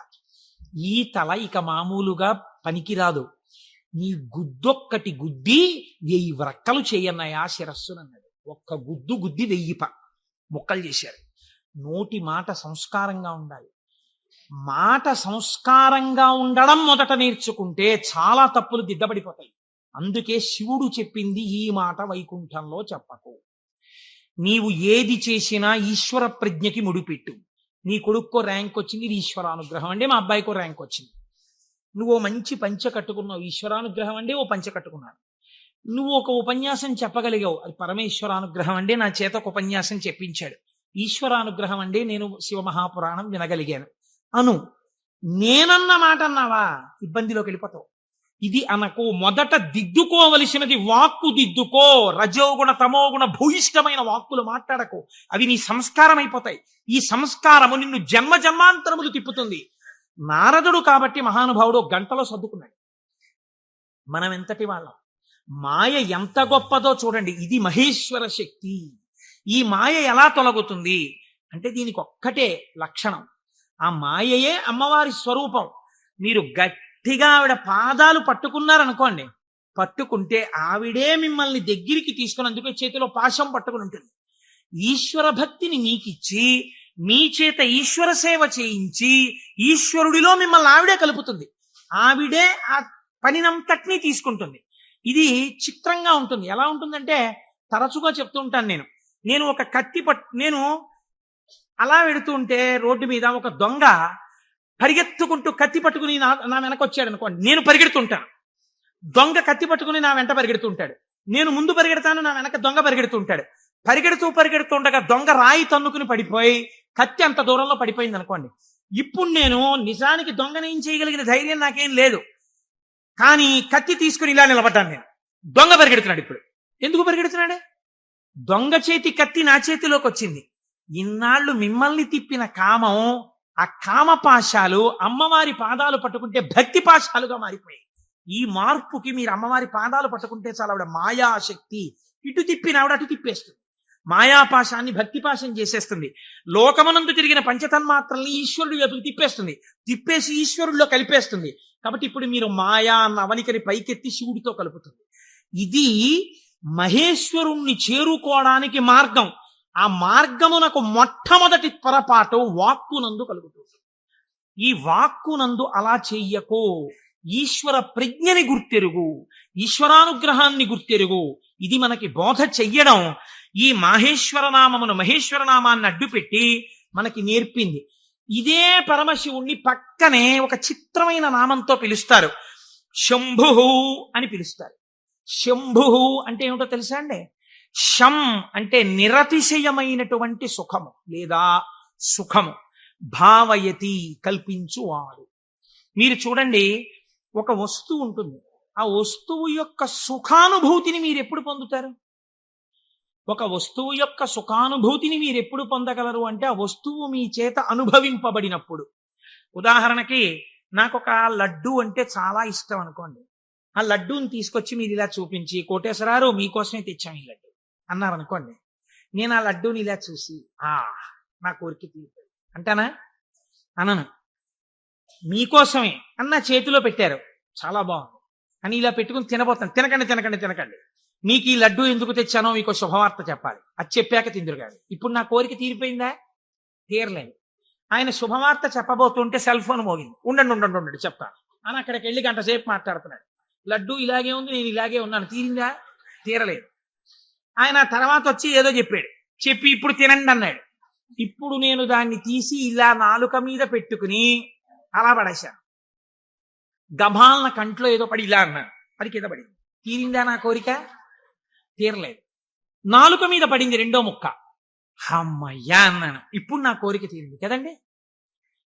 వస్తువు ఉండడానికి, అది మీ అనుభూతిగా మారడానికి మధ్యలో చాలా తేడా ఉంటుంది. ఈ శక్తి మీ యందు నిలబెట్టేవాడు ఈశ్వరుడు. అందుకే ద్రాపే అంధస్సస్పతే దరిద్రం నీలలోహిత అంటుంది రుద్రాక్షరే. సుఖమునకు కావలసిన వస్తువు ఉండడం వేరు, సుఖముగా బ్రతకడం వేరు. ఒకడు కోటీశ్వరుడు ఉంటాడు, కానీ వాడు నిన్న రాత్రి మిగిలిపోయినటువంటి చద్దన్నాన్ని ఇవాళ మధ్యాహ్నం పులిసిపోయిన పెరుగుతో తింటాడు. కేవలం సుఖానుభవం కాదు. లోకములు 3 రకాలుగా ఉంటాయి.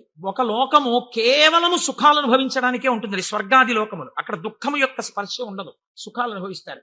ఇంకొక లోకం ఉంటుంది, అక్కడ సుఖం అన్నది ఉండదు. ఎప్పుడు ఏడుపులు, పెడబబ్బలు, కేకలు, అరుపులు, భయంకరంగా ఉంటుంది. అది నరకం. సుఖం దుఃఖం 2 ఉంటాయి. ఓ రోజున తప్పట్లు కొట్టేస్తూ పొంగిపోతూ నేనే అంటుంటాడు, ఇంకో రోజున కుమిలిపోతూ ఏడుస్తూ ఉంటాడు. అదే భూలోకం. ఇక్కడ కొన్నాళ్ళు సుఖం, కొన్నాళ్ళు దుఃఖం. పొద్దున్న 10ంటికి సంతోషంగా ఉంటాడు, సాయంకాలం 4ంటికి ఏడుస్తూ ఉంటాడు. సుఖం దుఃఖం 2 అనుభవిస్తూ ఉంటాడు. సుఖ దుఃఖములు రెండూ ఉన్న భూలోకమునందు మీరున్నారు.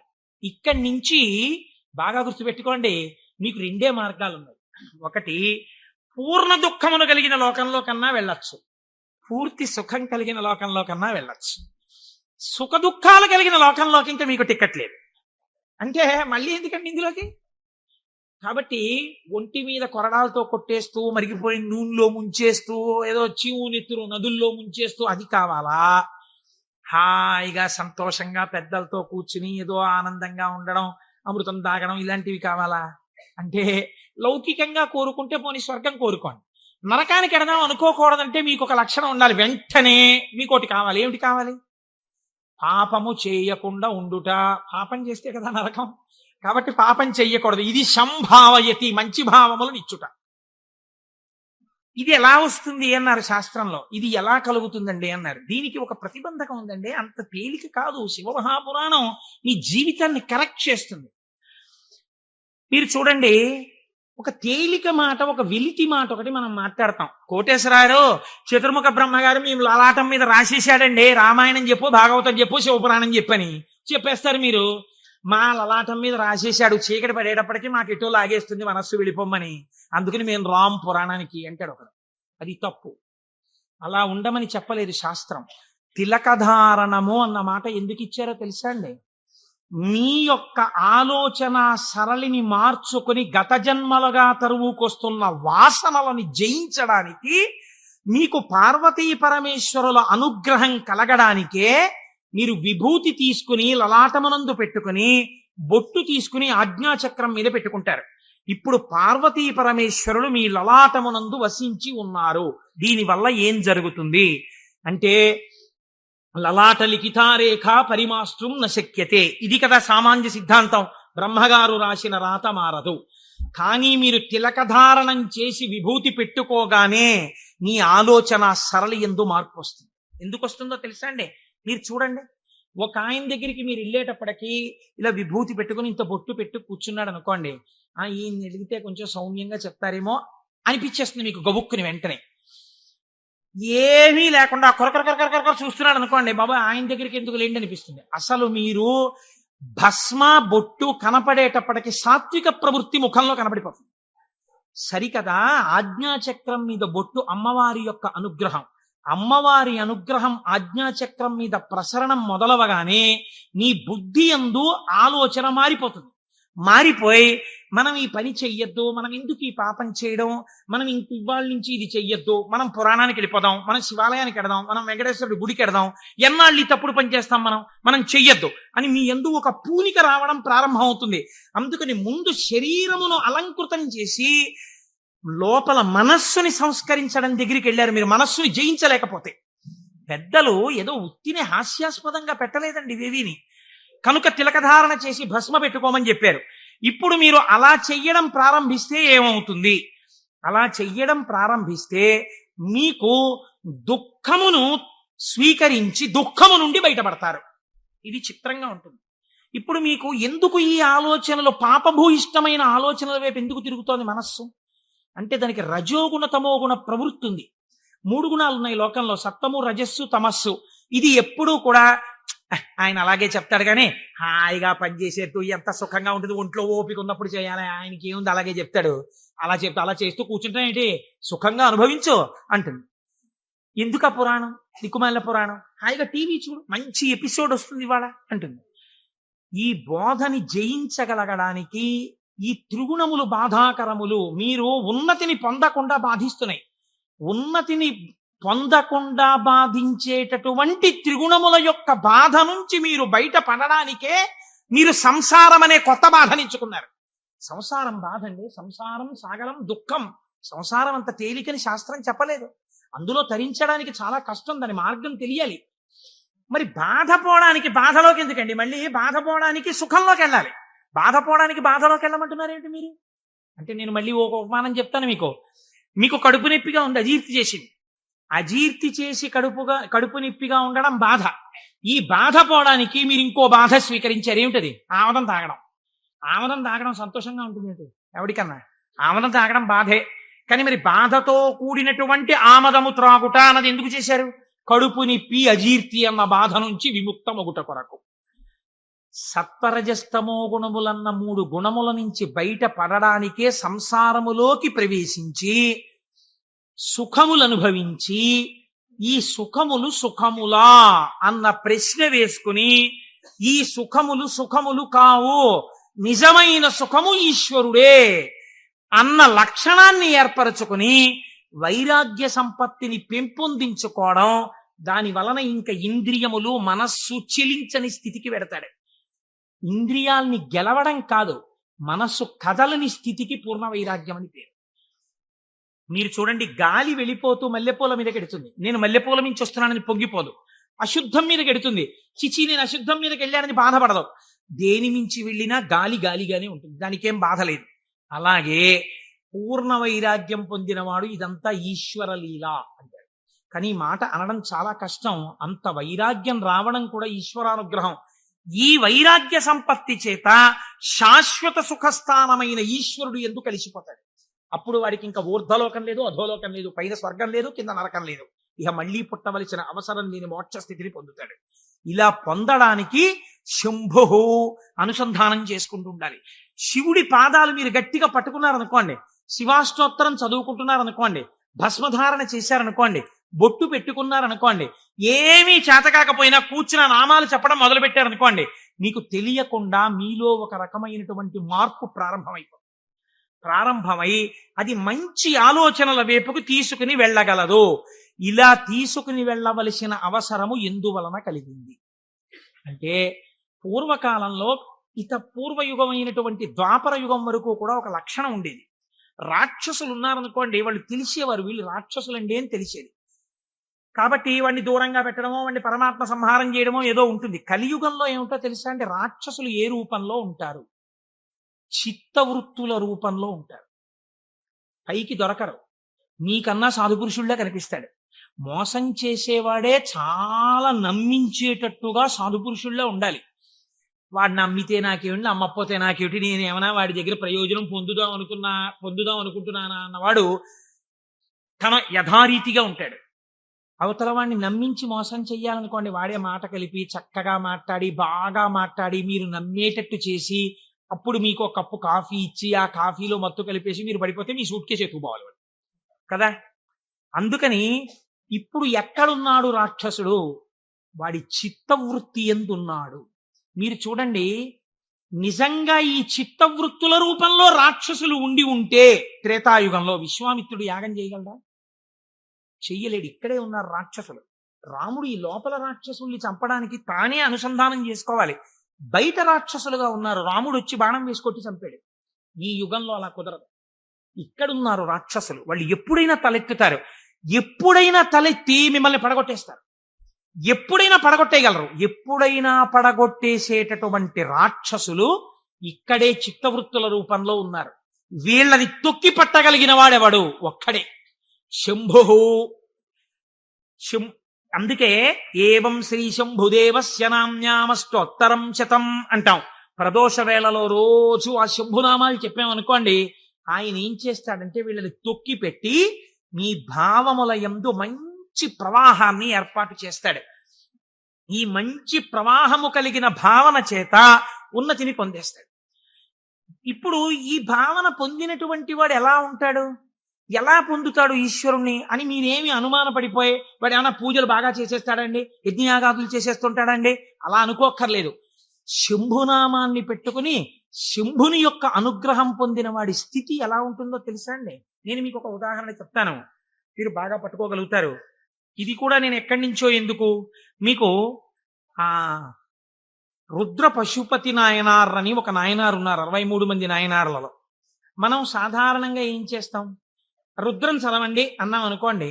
సన్యాసి కూడా రుద్రం చదవాలి. సన్యాసులు కూడా రుద్రం పారాయణ చెయ్యమని శాస్త్రం విధించింది. ఎందుకో తెలుసా అండి, అభిషేకం చేయకపోయినా రుద్రాన్ని పారాయణ చేస్తే వెంటనే పాపాలు పటాపంచలవుతాయి.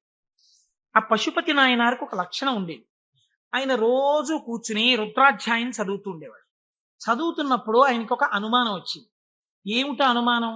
అందులో మేఘ్యాయ చ విద్యుచ్చాయ చ వృక్షాయ చ హరిత్యాయ చ లోప్యాయ చ ప్రవాహ్యాయ చ ఫేన్యాయ చ సికత్యాయ చ ఈ మాటలు ఉన్నాయి.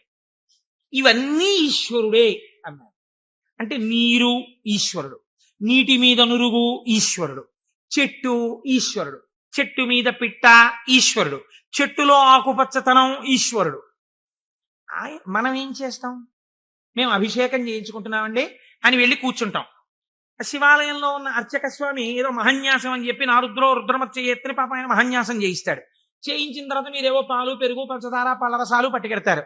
ఆయన రుద్రాధ్యాయం చదువుతూ పోసేస్తాడు. పోసి అభిషేకం చేస్తుంటాడు. మీరేం చేస్తారు? మీకు అది ఏమిటో తెలియదు కదా, అర్థం కాదు. అర్థం కాకపోవడం వల్ల తేలిగ్గా వచ్చేది ఏంటంటే నిద్ర. కాబట్టి చాలా అమరికగా మనకి దొరికేది ఏమిటంటే బ్రహ్మదండం మహర్షులకు ఎలా ఉంటుందో అలా మోచేతిని తొడకి పెట్టి ఈ చేతిని ఇలా పెట్టి చక్క చెంప చేస్తే చాలు, అలా పడుకోవచ్చు, నిద్రపోతాడు. మళ్ళీ ఆయన ఎక్కడో గంట ఏదో కొడతాడు, కొడితే తెలివి వస్తుంది. తెలివి వచ్చాక మళ్ళీ పాపం తాపత్రయం ఉండదని నేను అన్నాం. మళ్ళీ ఓసారి లేచి ఏదో చేస్తున్నాడు, అల్లరవుతోంది మళ్ళీ అని చెప్పేసి కాసేపు మళ్ళీ పడిపోతాడు. దీని వలన ఏమైనా ప్రయోజనం ఉందా? మీరు చేసిన అభిషేకమునందు నేను ఇలా అడిగానని మీరు ఏమనుకోకండి, నన్ను మన్నించండి. ఒక మెట్టు పైకెక్కడానికి కాలు ఇలా ఏమైనా లేచిందా మీకు ఉపాసన? అంటే నేను అభిషేకం చేయించుకోవద్దని, శివాలయానికి వెళ్ళొద్దని నేను చెప్పట్లా, చేయించుకోవాలి అరిష్టం పోవడానికి. కానీ మీ ఉపాసనలో మీరు మెట్టు ఎక్కారా? కాదు కదా. ఇది రుద్రం పారాయణ చేయడం అంటే ఇది. ఆయన అన్నాడు, ఆ నాయనారు ఆయనకు ఒక చిత్రమైనటువంటి ఆలోచన వచ్చింది. ఆయన తిరుమలయారనబడేటటువంటి ప్రాంతంలో ఉండేవాడు. ఆయన ఈ రుద్రం చదివి చదివి చదివి చదివి అన్నాడు, ఆకాశం ఈశ్వరుడు, మేఘం ఈశ్వరుడు, నీరు ఈశ్వరుడు, నురుగు ఈశ్వరుడు, చెట్టు ఈశ్వరుడు, పిట్ట ఈశ్వరుడు. కాబట్టి నేను ఇంట్లో కూర్చుని ఇవన్నీ చెప్తుంటే ఉపయోగం ఏంటి? నేను ఈశ్వరుడిలో చేరిపోయి ఈశ్వరానుభూతిని పొందుతానన్నాడు. ఓ రోజు తెల్లవారకట్ట ఎవ్వరికీ చెప్పకుండా లేచి 4 గంటలకో వెళ్ళిపోయాడు బయటికి, ఊరి బయటికి వెళ్ళిపోయాడు. ఆ కొండ మించి ఒక సెలయేరు జాలువారుతోంది. గబగబా వెళ్ళాడు. ఆ సెలయేట్లో నడుంలోతు నీళ్లలో నించున్నాడు. నించుని చెట్టు వంక చూశాడు. నిశ్శబ్దంగా ఉంది వాతావరణం. ఆ కొండ కనపడింది, చెట్లు కనపడ్డాయి, చెట్ల యొక్క ఆకుపచ్చని కొమ్మలు కనపడ్డాయి. అంత నిశ్శబ్దంలో గలగల పారుతున్నటువంటి సెలయేటి శబ్దం వినపడుతోంది. ఆ నీటి మీద వెళ్ళిపోతున్న నురుగు కనపడింది. ఆయన వెంటనే ఆ ఒంటికి తగిలిన చల్లతనంలో ఈశ్వరుడు కౌగిలించుకున్న అనుభూతిని పొందాడు. ఇది ఈశ్వరుడు కదా, నేనిప్పుడు ఈశ్వరుడిలో ఉన్నాను నీటిలో. కాబట్టి నేను నా కళ్ళతో చూస్తున్న మేఘం ఈశ్వరుడు, నేను మొలలోతులో ఉన్నది ఈశ్వరుడు, ఇలా వెడుతున్నది ఈశ్వరుడు, నేను చూస్తున్న ఆ కదులుతున్న ఈశ్వరుడు. నాకు ఇంట్లో చదువుతున్నప్పుడు అలా బిగిసిపోయినట్టుగా ఉన్న ఈశ్వరుడు కనపడేవాడు. ఇప్పుడు ఇన్ని చేతులతో కాళ్లతో కదులుతూ నన్ను కౌగిలించుకున్నాడు ఈశ్వరుడు అని గట్టిగా గొంతెత్తి నమ పేన్యాయ చ సికత్యాయ చ ప్రవాహ్యాయ చ నమ వృక్షాయ చ హరిత్యాయ చ లోప్యాయ చ అని పారాయణ చేశాడు. ఆ పారాయణ చేస్తూ ఆనందం అనుభవించేసి బయటికి రాలేక బయటికి వచ్చేవాడు. బయటికి వచ్చి ఒళ్ళు తుడిచేసుకుని పొడి బట్ట కట్టుకుని ఇంటికి వెళ్ళిపోయేవాడు. మళ్ళీ మధ్యాహ్నం అయ్యేది. ఆ చెరువు దగ్గరికి వెళ్ళి సంధ్యావందనం చేసుకుంటాననేవాడు. మళ్ళీ వెళ్ళిపోయేవాడు. వెళ్ళిపోయి మళ్ళీ అందులో నించునేవాడు. మళ్ళీ శివుడు అబ్బా కదులుతున్నాడు. అవుగో అవే ఆయన చేతులు, నా స్వామి ఇలా ఇలా అంటున్నాడు, చేతులు ఊపుతున్నాడు, రా రా రా అని పిలుస్తున్నాడు, అవే కొమ్మల రూపంలో ఊగుతున్నాయి. నా స్వామి ఇదిగో ప్రవహిస్తున్నాడు. నా స్వామి వేదం ఋషులకి చెప్పినప్పుడు ఇలాగే వినపడి ఉంటుంది, అదిగో ఝరి శబ్దం వినపడుతోంది అన్నాడు. మొన్న మేము తిరుమల వెళ్ళి పాండవుల తీర్థం కింద దగ్గర కూర్చుంటే వెనకాతల నుంచి నదీ ప్రవాహం వెడుతుంటే చప్పుడు వచ్చింది. కాసేపు ఆగి మీరు ఆ శబ్దాన్ని వినండి అన్నాను. ఆ వినండి అనడం వెనకాతల నా భావన అది. ఇప్పుడు ఈశ్వరుడు చెప్తున్నటువంటి వేదం ఋషులకు ఎలా చెవుల్లో వినపడిందో అలా నాకు ఈశ్వరవాణి వినపడుతోంది అన్నాడు. మళ్ళీ నిలబడిపోయాడు. మళ్ళీ నమ సోమాయ చ రుద్రాయ చ నమ స్తామ్రాయ చ అరుణాయ చ నమ శంగాయ చ పశుపతయే చ నమ ఉగ్రాయ చ భీమాయ చ అంటూ మళ్ళీ రుద్రం చదువుతూ మళ్ళీ అంతటా ఈశ్వరుడే నన్ను గట్టిగా పట్టుకున్నాడు నీళ్లలోని. అదే ఈ చల్లతనం. ఎంత చల్లగా ఉంటాడో మా స్వామి, ఒంటి నిండా చల్లటి పాములు, చంద్రమౌళి, ఆ గంగా, చల్లగా ఉంటాడు కదా, చల్లగా నన్ను పట్టేసుకున్నాడు. బాబోయ్ ఎంత గట్టిగా పట్టుకున్నాడో, ఎంత గట్టిగా పట్టుకున్నాడో అన్నాడు. నీళ్లలో మునిగానం లేదు, ఈశ్వరుడు నన్ను గట్టిగా పట్టుకోవడం వల్లే నాకు ఇంత చల్లగా ఉందన్నాడు. ఈశ్వరుడు పట్టుకోవడం వల్ల అబ్బా నాకు ఎంత సంతోషంగా ఉందో అన్నాడు. ఈ సంతోషంలో రుద్రం చెప్తున్నానన్నాడు. అవుగో ఇలా చేతులు ఊపుతున్నాడన్నాడు. అంత ఈశ్వరుణ్ణి చూస్తున్నాడు. చూస్తూ పొంగిపోతూ ఆ రుద్రం తడబడిపోతూ చెప్పేవాడు. మళ్ళీ పైకి వచ్చేవాడు, పొడిబట్ట కట్టుకునేవాడు, వెళ్ళిపోయాడు. మళ్ళీ బాగా చీకటి పండించేవాడు. ఒక్కసారి అక్కడ కూర్చుని జపం చేసుకుంటానని మళ్ళీ వెళ్ళేవాడు, మళ్ళీ నీళ్లలో దిగేవాడు. మళ్ళీ ఈశ్వరుడు గట్టిగా పట్టుకున్న అనుభూతి పొందేవాడు. మళ్ళీ రుద్రం చెప్పేవాడు. ఇది కొన్నాళ్ళు అయిపోయిన తర్వాత ఏమైందంటే, తను అలా అడుగులేసి ఎడుతుంటే గాలి ఇలా తగిలేది. కాళహస్తి నుంచి వాయులింగ రూపుడైన నా స్వామి వచ్చి నన్ను ఒక్కసారి ఇలా పిలిచి, కోటేశ్వరరావు ఒకసారి పలకరిద్దామని వచ్చాను కాళహస్తి నుంచి అంటున్నాడు. అమ్మా స్వామి తగిలాడు ఇక్కడ, అబ్బా స్వామి నమస్కారం అంటున్నాడు. ఇప్పుడు ఎక్కడ లేడు ఆయనకి. అలా వెడుతూ పైకి చూశాడు. అబ్బో అనంతంగా పెరిగిపోయిన నా స్వామి ఆకాశ రూపంలో కనపడుతున్నాడని మళ్ళీ నమస్కారం చేసేవాడు. కపర్దీ నమ కపర్దినీచా అనేవాడు. ఇలా రాను రాను రాను రాను ఏమైపోయిందంటే, ఎవరు కనపడినా ఆయనకి ఈశ్వరుడే కనపడేవాడు. ఆఖరికి పరిగెత్తి పారిపోతూ దొంగ కనపడేవాడు. నమ చోరాయచా, పరిగెత్తుతున్న దొంగలో నా స్వామి కనపడుతున్నాడు అనేవాడు. మరి అంతేగా చెప్పింది రుద్రం. ఇలా అంతటా ఈశ్వర దర్శనం చేసి ఎక్కడ పడితే అక్కడ ఆగిపోయి నమస్కారం చేయడం అలవాటైపోయింది. ఈ అలవాటైపోతే శంకరుడు అన్నాడు, ఇక నేను తప్ప ఇంకొకటి కనపడని నీకు నాలోకే తీసుకోవాలని తనలోకి తీసేసుకో. శివుడిలో ఏకమైపోయి తాను శివుడైపోయాడు. ఇప్పుడు చెప్పండి, భావన చేత మోక్షాన్ని పొందాడా లేదా? రుద్ర పశుపతి నాయనారని ఆయనకి పేరు. 63 మంది నాయనార్లలో ఆయన ఒకరు. మీరు అలా కూర్చుని ఏవో పదార్థాలు అట్టుకుని ఓం నమో నమస్తే అస్తు భగవన్ విశ్వేశ్వరాయ మహాదేవాయ త్రయంబకాయ త్రిపురాం తకాయ త్రికాగ్నికాలాయ కాలాగ్ని రుద్రాయ నీలకంఠాయ మృత్యుంజయాయ సర్వేశ్వరాయ సదాశివాయ శ్రీమన్ మహాదేవాయ నమః అంటూ ఎన్ని పాలు పోసినా ఎన్ని నీళ్లు పోసినా ప్రయోజనం లేదని నేను అన్నాను. కానీ ఏమి రమించింది మీ మనస్సు? నీటిలో నిలబడిన వాడికి రుద్రం అనుభూతిలోకి వచ్చేసింది. మనకెక్కడొచ్చింది అనుభూతి? ఒక ఏటి గలగలల యొక్క శబ్దంలో మీరు ఈశ్వరుణ్ణి అనుభవించగలగాలి. ఒక పిట్ట పాటలో మీరు ఈశ్వరుణ్ణి అనుభవించగలగాలి. మీకు తగిలిన గాలిలో ఈశ్వరుణ్ణి అనుభవించగలగాలి. ఇది సంభావయతి. ఇప్పుడు ఏమైంది? నిరతిశయ సుఖప్రదాతయ్య ఉన్నాడు. ఈ మాటలు చెప్పి చిత్తవృత్తులైనటువంటి రాక్షస స్వరూపాల్ని తొక్కి పెట్టడానికి ఇలా నేను దక్షిణామూర్తిగా కూర్చుంటే ఆనాడైతే అర్థమైంది, కానీ ఇవాళ అర్థం కాదు లోకానికి. అందుకుని నేను లేచి తిరగాలి, తిరిగి లోకానికి బోధ చెయ్యాలి. బోధ చేసి నేనే శంభుస్వరూపమై లోకాన్ని శివుడి వైపుకి తిప్పాలనుకున్నట్టు ఒక ఆయన. ఎవరైనా దక్షిణామూర్తి మౌనాన్ని విడిచిపెట్టేట. విడిచిపెట్టి మహానుభావుడు ఎలా నడిచి వెళ్ళాడు అన్నారు. అజ్ఞానాంతర్గహన పతితానాత్మ విద్యోపదేశైః త్రాతుం లోకాన్ భవదవ శిఖాతాప పాపచ్యమానాన్ ముక్త్వా మౌనం వట విటపినో మూలతో నిష్పతంతి శంభోర్మూర్తిశ్చరతి భువనే శంకరాచార్య రూపా. ఆనాడు ఇలా కూర్చుంటే అర్థమైంది, కానీ ఇవాళ నేను వటవృక్షం కింద ఇలా మౌనంగా కూర్చుంటే ఎవ్వరికీ అర్థం కాదు.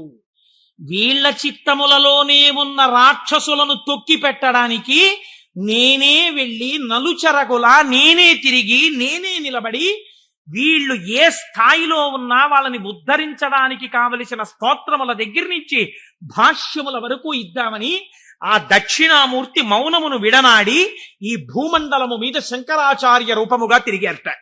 ఆయనే ప్రథమ గురువై జగద్గురువై మహానుభావుడయ్యాడు. శివానంద లహరి, సౌందర్య లహరి, బ్రహ్మసూత్ర భాష్యం దగ్గర నుంచి ప్రస్థానత్రయ భాష్యాల వరకు ఇచ్చారు. ఇహమునందు ఐశ్వర్యము కావాలంటే కనకధార వరకు ఇచ్చారు. అటువంటి శంకరాచార్యుల వారి దగ్గర ప్రారంభమైన గురు పరంపర నీటి మా గురువుల వరకు కొనసాగుచునే ఉన్నది. ఆ గురువాక్య శ్రవణమే నా లోపలనున్న రాక్షసులను తొక్కి పెట్టగలిగినటువంటి శక్తి స్వరూపము. ఆ గురువు మాట నేను విన్నానా అంతే. ఆ చిత్తవృత్తులు నన్నేం చేయలేవు, ఆ రాక్షసులు నన్నేం చెయ్యలేరు. శంభావయతి, నా యందు మంచి భావములు ప్రవేశించి ఈశ్వరాభిముఖుడనై శం నిరతిశయ సుఖస్వరూపమైన శివుని యందు కలిసి నేనే శివుడనగుచున్నాను. అటువంటి స్థితిని నాకు కలగడం కోసమే మహానుభావుడైన పరమాత్మ నాకు ఈ ఉపకారం చేశారు. ఇటువంటి జ్ఞానము కలగడము దేని వల్ల కలుగుతుంది అన్నారు. ఇటువంటి జ్ఞానమే శంభుస్వరూపం మీకు కటాక్షిస్తుంది. అందుకే శంభు అన్న నామం అంత గొప్ప నామమైంది. పరమశివుని యొక్క రూపాలలో ఆ శాంభవ స్వరూపం అంత గొప్పదైంది. ఆ నామాలు చెప్పుకుంటే చాలు మనం ఉద్ధరింపబడతాం. అందుకే కదా ప్రతిరోజు ప్రదోష వేళ చెప్పుకుంటున్నాం. ఈ చెప్పుకున్న ఫలితం ఏమిటో మనకు ఒక రోజున తెలుస్తుంది. తెలిసిన రోజున అయ్యా మనం ఎంత అదృష్టవంతులం, ఆ రోజున నామం చెప్పుకున్నాం అనుకుంటాం. మనకి పెద్దలు ఒక మాట చెప్తారు, శరీరమునందు ఆరోగ్యం లుప్తం అవుతోంది అనుకోండి, ఆరోగ్యము మళ్ళీ పొందికగా కుదరాలంటే ఒక్కరి వలన మాత్రమే కుదురుతుంది. సూర్యోపాసన చెయ్యాలి, ఆదిత్య హృదయం చదువుకోవాలి. ఆరోగ్యం భాస్కరాదిచ్చేత్, శరీర ఆరోగ్యము మనస్సు ప్రశాంతముగా ఉండుట సూర్య భగవానుని యొక్క అనుగ్రహము వలన కలుగుతుంది. శ్రియమిచ్చేత్ హుతాశనం. ఇవాళే పొద్దున నేను ఒక ఉపనయనానికి వెళ్ళాను. ఆ ఉపనయనానికి వెళ్ళినప్పుడు మా దొరగారితో, చూశారా దొరగారు అగ్నిహోత్రాన్ని ఎలా ప్రార్థన చేస్తారో అని మా దొరగారికి చెప్తూ అక్కడ కూర్చున్నాను. ఆ అగ్నిహోత్రం చేసినప్పుడు అగ్ని కార్యం చేస్తూ ఆ అగ్నిహోత్రాన్ని అడుగుతారు, నాకు ఇవన్నీ, ఈ వీర్యము, ఈ పరాక్రమము, ఈ ఐశ్వర్యము, ఈ ధనము, ఈ సంపత్తి, ఇవన్నీ కూడా నాకు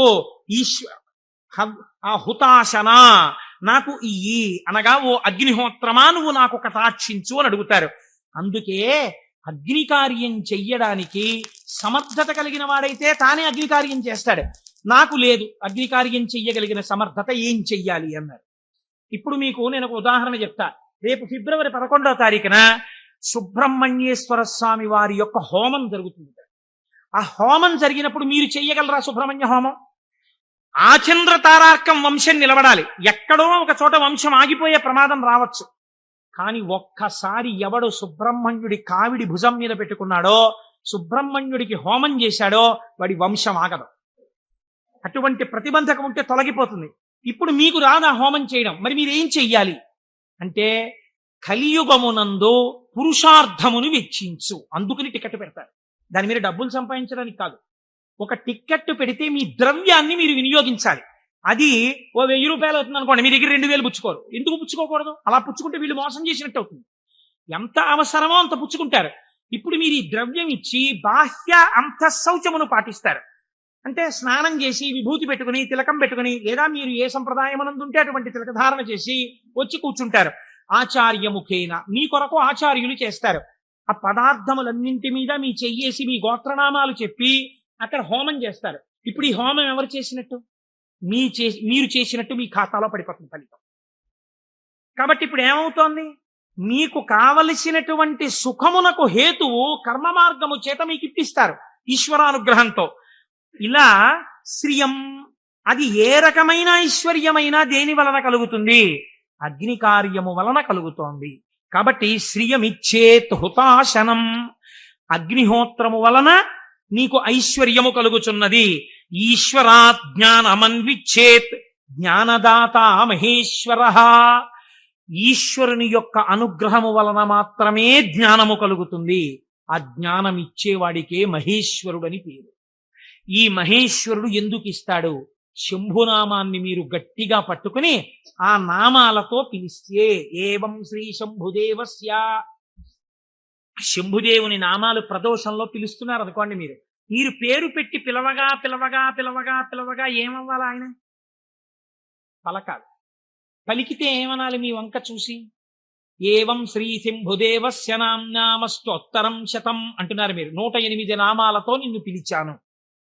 ఆయనకోసారి చూసి, ఆ సరే పిలిచావు, నేను శంభుదేవుణ్ణి కాబట్టి ఏం చెయ్యాలి? నీ భావాలు మార్చి నిన్ను ఈశ్వరుడి వైపుకి తిప్పాలి. నీకు సత్ప్రవర్తన కల్పించాలి. నిన్ను చక్కటి వాడిగా రూపుదిద్దేటట్టుగా చెయ్యాలి. నన్ను నువ్వు పిలిచినందుకు నేను నీకు చెయ్యగలిగింది అదే. కాబట్టి ఇప్పుడు ఆయన మీకేం చేస్తాడు? ఇదే చేస్తాడు. మీరు ఆయన విసుక్కున్నా సరేనండి, లోకంలో ఒక నానుడు ఉంది, మీరు చూడండి. ఆ అమ్మా అమ్మా అమ్మా అన్నారు అనుకోండి, అమ్మ ఊ ఊ ఊ అంటుంది. ఆవిడ ఏదో పోపు వేయించుకుంటూ ఉంటుంది. ఊ ఊ ఊ అంటుంది. అమ్మా అమ్మా బా ఏమిటి అమ్మా అమ్మా అమ్మా చెప్పు ఏమిటో. అమ్మా నిన్ననే కాలేజీకి వెళ్ళానా అని మొదలు పెడతావు. నువ్వు ముందు తెవులు చెప్దు కానివిలే, కాలేజ్ టైం అయిపోతుంది అవతల అని పోపెడ. అది చిన్న బుచ్చి అంటుంది పిల్ల. అంటే ఈ పో పెట్టేసి దగ్గరికి వచ్చి రా జడేస్తాను, ఇప్పుడు చెప్పు ఏమిటి చెప్తాననుకున్నావు. వినకూడదనుకున్నది అనేటప్పటికీ లొంగిపోయి, పోన్లే పాపం వింటే మాత్రం ఏమవుతుందని జడవేయుట అనేటటువంటి ఉపచారం చేస్తూ మరీ వింది అమ్మ. ఎందుకు వింది? 24 మాటలు అమ్మ అమ్మ అమ్మ అన్నందుకు వింది. ఎలా వింది? మీకు ఉపచారం కూడా చేస్తూ వింది. అలా మీరు రోజు ప్రదోషంలో ఏవం శ్రీ శంభుదేవస్య మీ శివ శివ శివ శివ అంటే ఆయన ఏం చేస్తాడు? ఓసారో 2 సార్లు అనొచ్చు, 3వ మాట ఏమంటాడు? ఓ సర్లే ఇంక నిన్ను చక్కగా తీర్చిదిద్దుతాను, సరేనా, అందరూ పొంగిపోయేటట్టుగా నీ ప్రవర్తన మారుస్తానంటాడు. ఇలా రావడానికి 10 మాటలు ఆయన విసుక్కున్నా మనం పిలవాలి. ఆయన అలా విసుక్కునేవాడు కాడు. కాబట్టి మనం రోజు చెయ్యగలిగింది ఏంటా? నామం చెప్పడమే. ఈ నామము చేత మీరు శంభుని యొక్క అనుగ్రహాన్ని పొందాలి. ఇది శం, ఈ లోకంలో సుఖం దగ్గర నుంచి నిరతిశయ సుఖం వరకు, ఊర్ధ్వలోక సుఖం వరకు ఎంత సుఖం ఉందని మీరు అనుకుంటున్నారో అన్ని సుఖాల్ని మీకు ఇవ్వడం. దీన్నే కామకోటి అని పిలుస్తారు. కామకోటి అంటే కంచి కామకోటి పీఠం అంటారు.